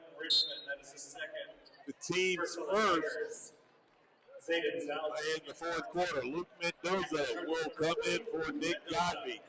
Richmond will check out for the Tigers. Mendoza out to Bennett. Three's in the air. Good. Bennett gets his first points off the ball game. It's a trifecta. 10-point lead Yorktown with 3:35. And Toko on a nice backdoor cut. And he's tied up. Alternating arrow will give it to the Yorktown Tigers. Justin Holman, the head coach of the Tigers, was saying there's some arm bar on there. But it will be Tiger basketball. And Trammell will do the honors for the Tigers. Up 10 with 3:31 to play in the ball game. Still a lot of time as Mendoza and Barnes are doing a little arm tagging, and head referee Morgan says that's enough of that arm play. Let's keep it clean.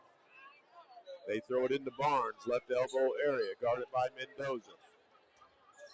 Now right wing, this is Zoud. Zoud, guarded by Melton. Davis with the pumpkin, guarded by Sturgis. 3:15 left in the ball game. Here's Zoud, way out high left side. And we are now at the 3-minute mark of the ball game. 10-point lead Tigers, working some clock. Trammell on the take from the right side, shot up, no good. Rebound will come down to Tokar. Man, they've got offensive rebounding, and going in using the glass is Trammell scoring. Timeout on the court. And with the 12-point lead for the Tigers and 2 minutes and 45 seconds left on the clock, we've got a timeout on the court. We'll come back with more Trojans basketball right after this. For the X's and O's, playing high school football has taught me respect for my coaches and teammates, our opponents, and the officials. On the softball field, I learned how to be accountable for my actions and how they affect the rest of my team. Every game reminds us that humility means winning with class and losing with grace. I'm Dante Pope from Maryville High School. And I'm Ashton Elpers from North Posey High School. These are just some of the lessons we learned from high school sports that we'll carry with us for the rest of our lives. Wins and losses, highs and lows, success and failure, they are all part of being a student athlete and a human being. Learning how to handle these ups and downs on the field prepares us to handle them off the field too. I am IHSAA Commissioner Paul Neidig. Be a champion of high school sports and the lessons they teach by buying a ticket to your high school's athletic events. This is developing character. This is education-based athletics. Congratulations to Ross Allen, tonight's winner of the replica of the Fieldhouse. Well, with 2 minutes and 45 seconds left in the contest, the Trojans obviously got to get hot from the outside, and then they've got to get a few steals and get some defensive stops if they want to have any aspirations of coming from behind and win this ball game. Down 12, 2 minutes, 35 seconds left in the ball game. Mendoza in the paint, out to Sturgis. Sturgis deep three, off the mark. Rebound is the Tigers. Just have not had our shooting prowess tonight. 43-31, 2 minutes and 15 seconds left in the game. Now the Tigers are going to double stacks on each elbow and working clock. Here's Barnes out at the Trojan end. Now it is out. Under the 2 minute mark we go.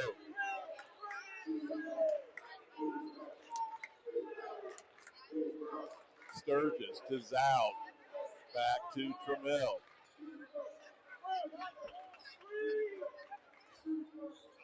Here's Barnes, right elbow. Cut by Davis will lead to a basket. A lot of patience, and then they broke down the Trojans' defense with a nice backdoor cut, and Davis will score. The lead is at 14. 1 minute and 25 seconds left in the ball game.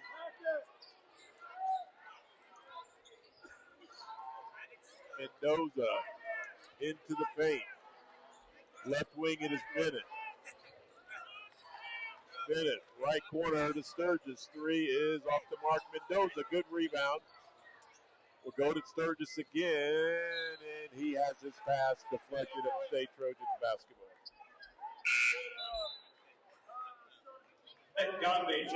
Godby will check in for Sturgis. 65 seconds left in the ball game. They try a pass to Godby. Barnes is in there to step in front. Second turnover in the quarter, ninth of the ball game in.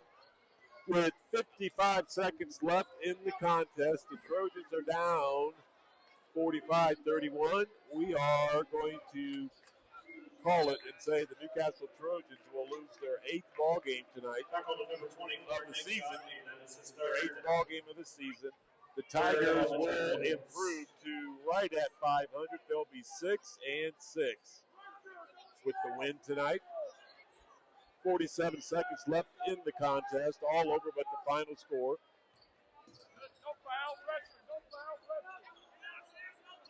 Head coach Matt Lou says no foul, just pressure. Almost a steal by Milton. A good job there. How about that, Milton? That's a beautiful pick. Miller's three off the mark. Rebound Tigers. Maddox Melton, though, with a beautiful pick in the backcourt. Dove on the court, found Bennett, and then Miller could not hit the three ball, though. 15 seconds. This probably will be your final score. 45-31. The Yorktown Tigers come here to Newcastle and will get their 6th victory. Newcastle only able to score 31 points tonight on their own court. So 45-31 is your final. 45, Newcastle 31. We'll take a end of the game timeout, gather up some stats, and come back with our post-game show. You are listening to Newcastle Trojans basketball on the Nash 1025 app, also on NashFM1025.com, and streaming on YouTube at the NC Trojans Report. Back with our postgame show after this timeout. More than X's and O's, playing high school football has taught me respect for my coaches and teammates, our opponents, and the officials. On the softball field, I learned how to be accountable for my actions and how they affect the rest of my team. Every game reminds us that humility means winning with class and losing with grace. I'm Dante Pope from Maryville High School. And I'm Ashton Elbers from North Posey High School. These are just some of the lessons we learned from high school sports that we'll carry with us for the rest of our lives. Wins and losses, highs and lows, success and failure, they are all part of being a student athlete and a human being. Learning how to handle these ups and downs on the field prepares us to handle them off the field too. I am IHSAA Commissioner Paul Knight, champion of high school sports and the lessons they teach by buying a ticket to your high school's athletic events. This is developing character. This is education-based athletics. This is your IHSAA. Animals are languishing in U.S. shelters, especially dogs who look a certain way. These dogs are just as deserving of loving homes as any type of dog, which is why we decided to help them get out of kennels. Join the thousands of supporters of our mission to help us expand our national reach and probably put some more dogs from kennels into their communities. To learn more about our mission, please visit us at kenneltocouch.org. Animals are languishing in U.S. shelters, especially dogs who look a certain way. Are you waiting for Loose? Loose or Josh Williams, the other coach. What's your name again? Trey.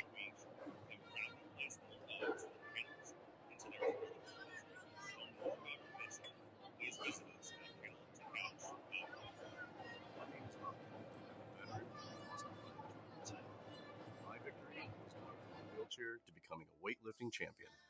I'm Sam. I'm a veteran. My victory was finding a career I can be proud of and supporting my family. America's veterans are on their most important tour, the tour of their lives. I'm a veteran. My victory was going from homeless to home. At DAV, we're on a mission to help veterans get the benefits they've earned. I'm a veteran. And my victory was finishing my education. DAV offers veterans of all generations a lifetime of support. For for victories great and small. My victory was proving that disability is not a limitation. My victory was getting my service dog a new best friend. We help more than 1 million veterans every year as they face and conquer their challenges. My victory is being able to be there for my family. When America's veterans win, we all win. Help us support more victories for veterans. Go to DAV.org. A tree can be a warrior, battling global challenges with greater courage. A tree can be a solution, cleaning our air, supporting our communities, and protecting our wildlife. A tree can be noble, growing hope in every corner of the world. That's why now is the time for trees. Millions of trees. Join our planting movement at arborday.org. Get on board. The water is open. It's time to go boating and fishing and leave stress in our wake. Feel the wind as we ride and a fish on the line. Reel in our first catch and feel the sun at our backs. It's get out on the water season. It's time to get on board. Find out where to get on board near you. Visit Take Me Fishing and Discover Boating to learn more. And please recreate responsibly. Get on board. Since the moment you were born, I've made 1,000 wishes. Wishes for your future. In a world that's changing fast. For all of the things you may one day do play and laugh. Do win and lose. Do learn from your mistakes. And challenge yourself to grow. Do not be afraid. Or make decisions based in fear.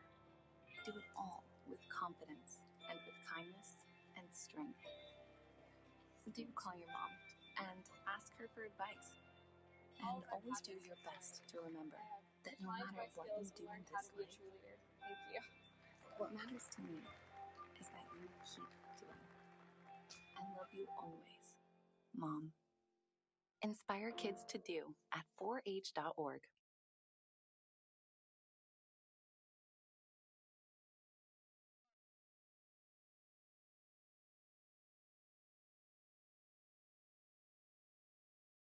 Okay, back we are inside the field house here in an always beautiful Newcastle, Indiana. Lorenzo Pettiford, right there that you cannot see operating the camera is my good buddy Ryan James. We appreciate him as always to help bring you Newcastle Trojans basketball. And the Lady Trojans were able to make it 3 wins in a row as far as on girls and boys varsity doubleheader nights. They won at Shelbyville, they won at Greenfield, and the Lady Trojans won here at home to start off the girls and boys varsity doubleheader. Tonight they won 54-40. They have now won 12 games in the season. They still have, I believe, 3 more left in the regular season, and then it's going to be on to the tournament. Now, the tournament draw show for Lady Trojans basketball will be this Sunday. So all the teams across the state of Indiana will know their path that they'll have to take to try to be successful, and we hope our Lady Trojans can do that this year and aim for some sectionals, regionals, and who knows how far they could possibly go once you win both of those. So it's going to be tough, though. That ladies Trojan sectional is loaded with 4 teams with records all above 500, and it will be one meat grinder of a sectional in Connersville. So we'll know the path the Lady Trojans will have to take, but they went earlier tonight 54-40 in game 1. Game 2 tonight, it was about the men Tigers of Yorktown.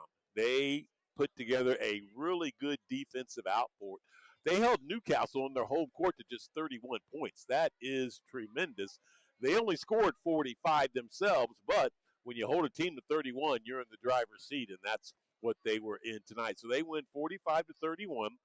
Leading scorer for the Tigers and leading scorer for the game was Zayden Zhao.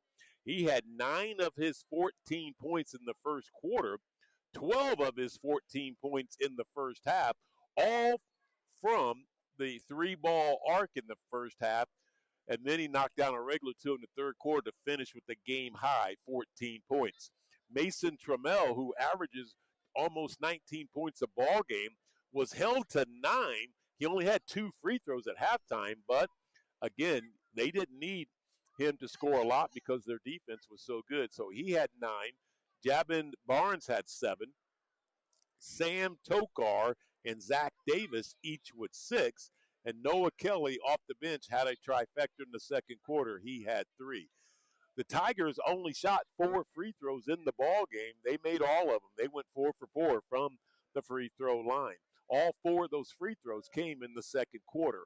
Other than that, they did not shoot any more free throws in the first, third, or fourth quarters.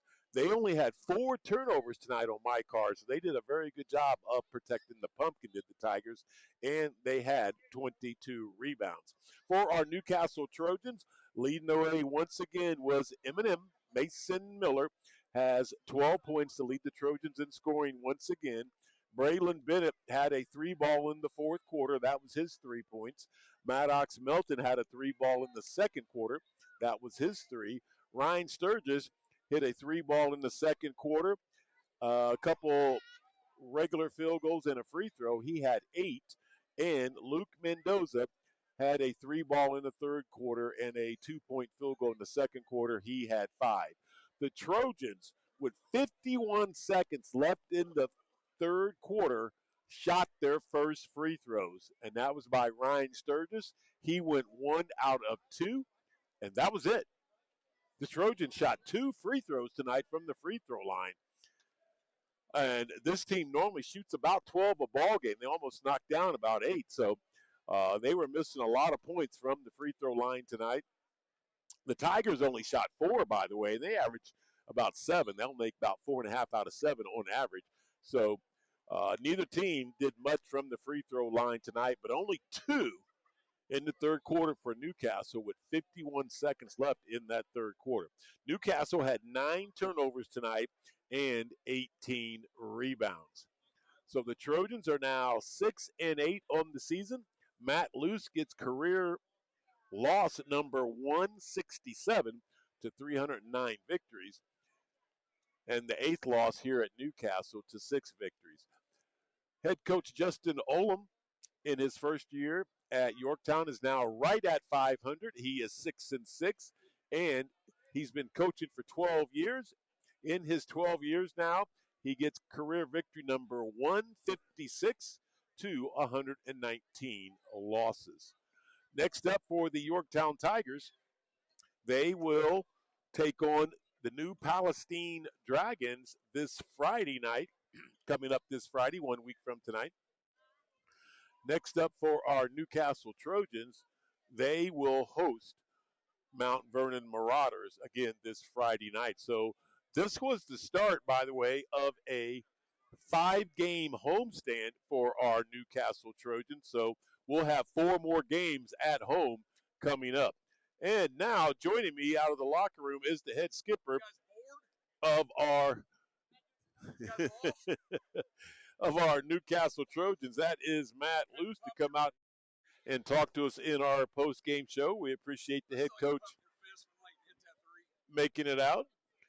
And, Coach, we always appreciate you making it out here for a post-game chat with us. And tonight was another tough ball game on your home court in Hoosier Heritage Conference play against the Tigers of Yorktown and Justin Ullman. And, Coach, this was just a defensive struggle for your team, only putting up 31 points here in the ball game. Well, we weren't trying to hold it, Lorenzo. Hey, how about that 3 you hit against Yorktown, Garrett Stanley? I'll never forget that one. Coach, that kid right there is a stud. Yep, stud. Yep. His brother. He could knock him down, huh? He had a good coach. Here's what I think. I think our guys tried really hard, and we battled, and we're just not there yet. That's the honest truth. And we're going to keep trying. Our guys are extremely respectful. They come to practice every day and work their butts off. I'm not sure they understand how much it takes to win a varsity basketball game. It's very difficult, very difficult. And we talked tonight about tough buckets, and this was going to be a sectional type game, and every bucket mattered, every shot mattered. And I think the better team won tonight. Yorktown's an experienced team, well coached by Coach Allum, and they were tough. and we weren't tough enough on offense and defense. And if anybody has any thoughts out there offensively, I'd love to hear it. Because my team averaged about 70 last year too. So yeah, our guys are just trying to get better. I actually was really proud of the shots they took, the effort they gave. We just want more, and we're going to continue to work and get tougher. Yeah, I thought the Tigers' physicality was a big difference tonight. I thought they were just a little bit more physical, especially inside, and we kind of shied away from it. From what I was seeing, we weren't really attacking. We shot with 51 seconds in the third quarter, Coach.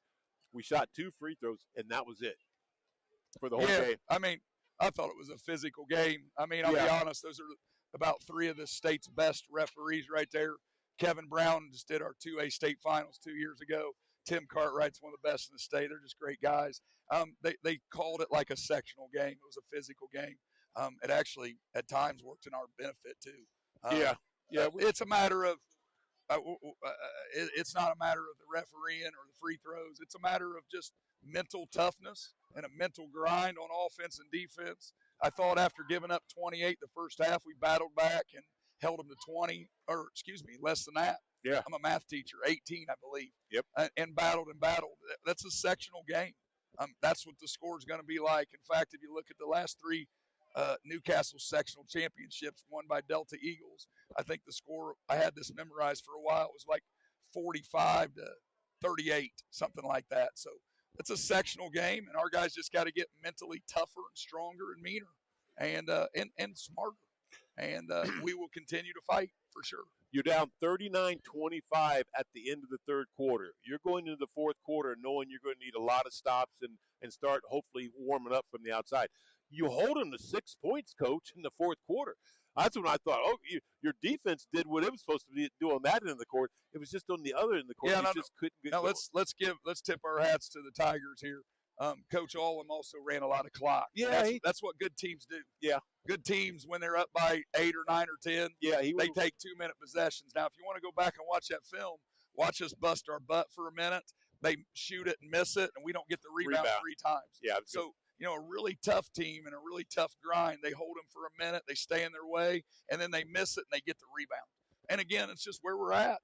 We're playing some guys that are learning varsity basketball, but we're also 14 games into the season, and we got to grow up quicker and smarter and do it right now. Some other guys getting some quality minutes tonight, and crucial quality minutes was Cage Butler, and also you had in there Matthew Goodwin for a while as well. Yeah, our JV's been kicking butt. I believe they're I want to say they're 11-3 now. I'm really proud of the players. I'm really proud of Coach Cook, and a couple of them deserve to get a chance out there to prove themselves. And both of them were thrown in there and did a nice job. So, hey, I got about 50 people here to see me that drove down from Selma, Indiana, and I'm gonna go give them hugs and tell them thanks for coming and paying us $6, and maybe they got some ideas to make our team better too. But I really thank you for being here and Ryan for being on the camera. And our guys are just going to keep working. We practice at 10 tomorrow, and they got wonderful attitudes. We're going to keep fighting.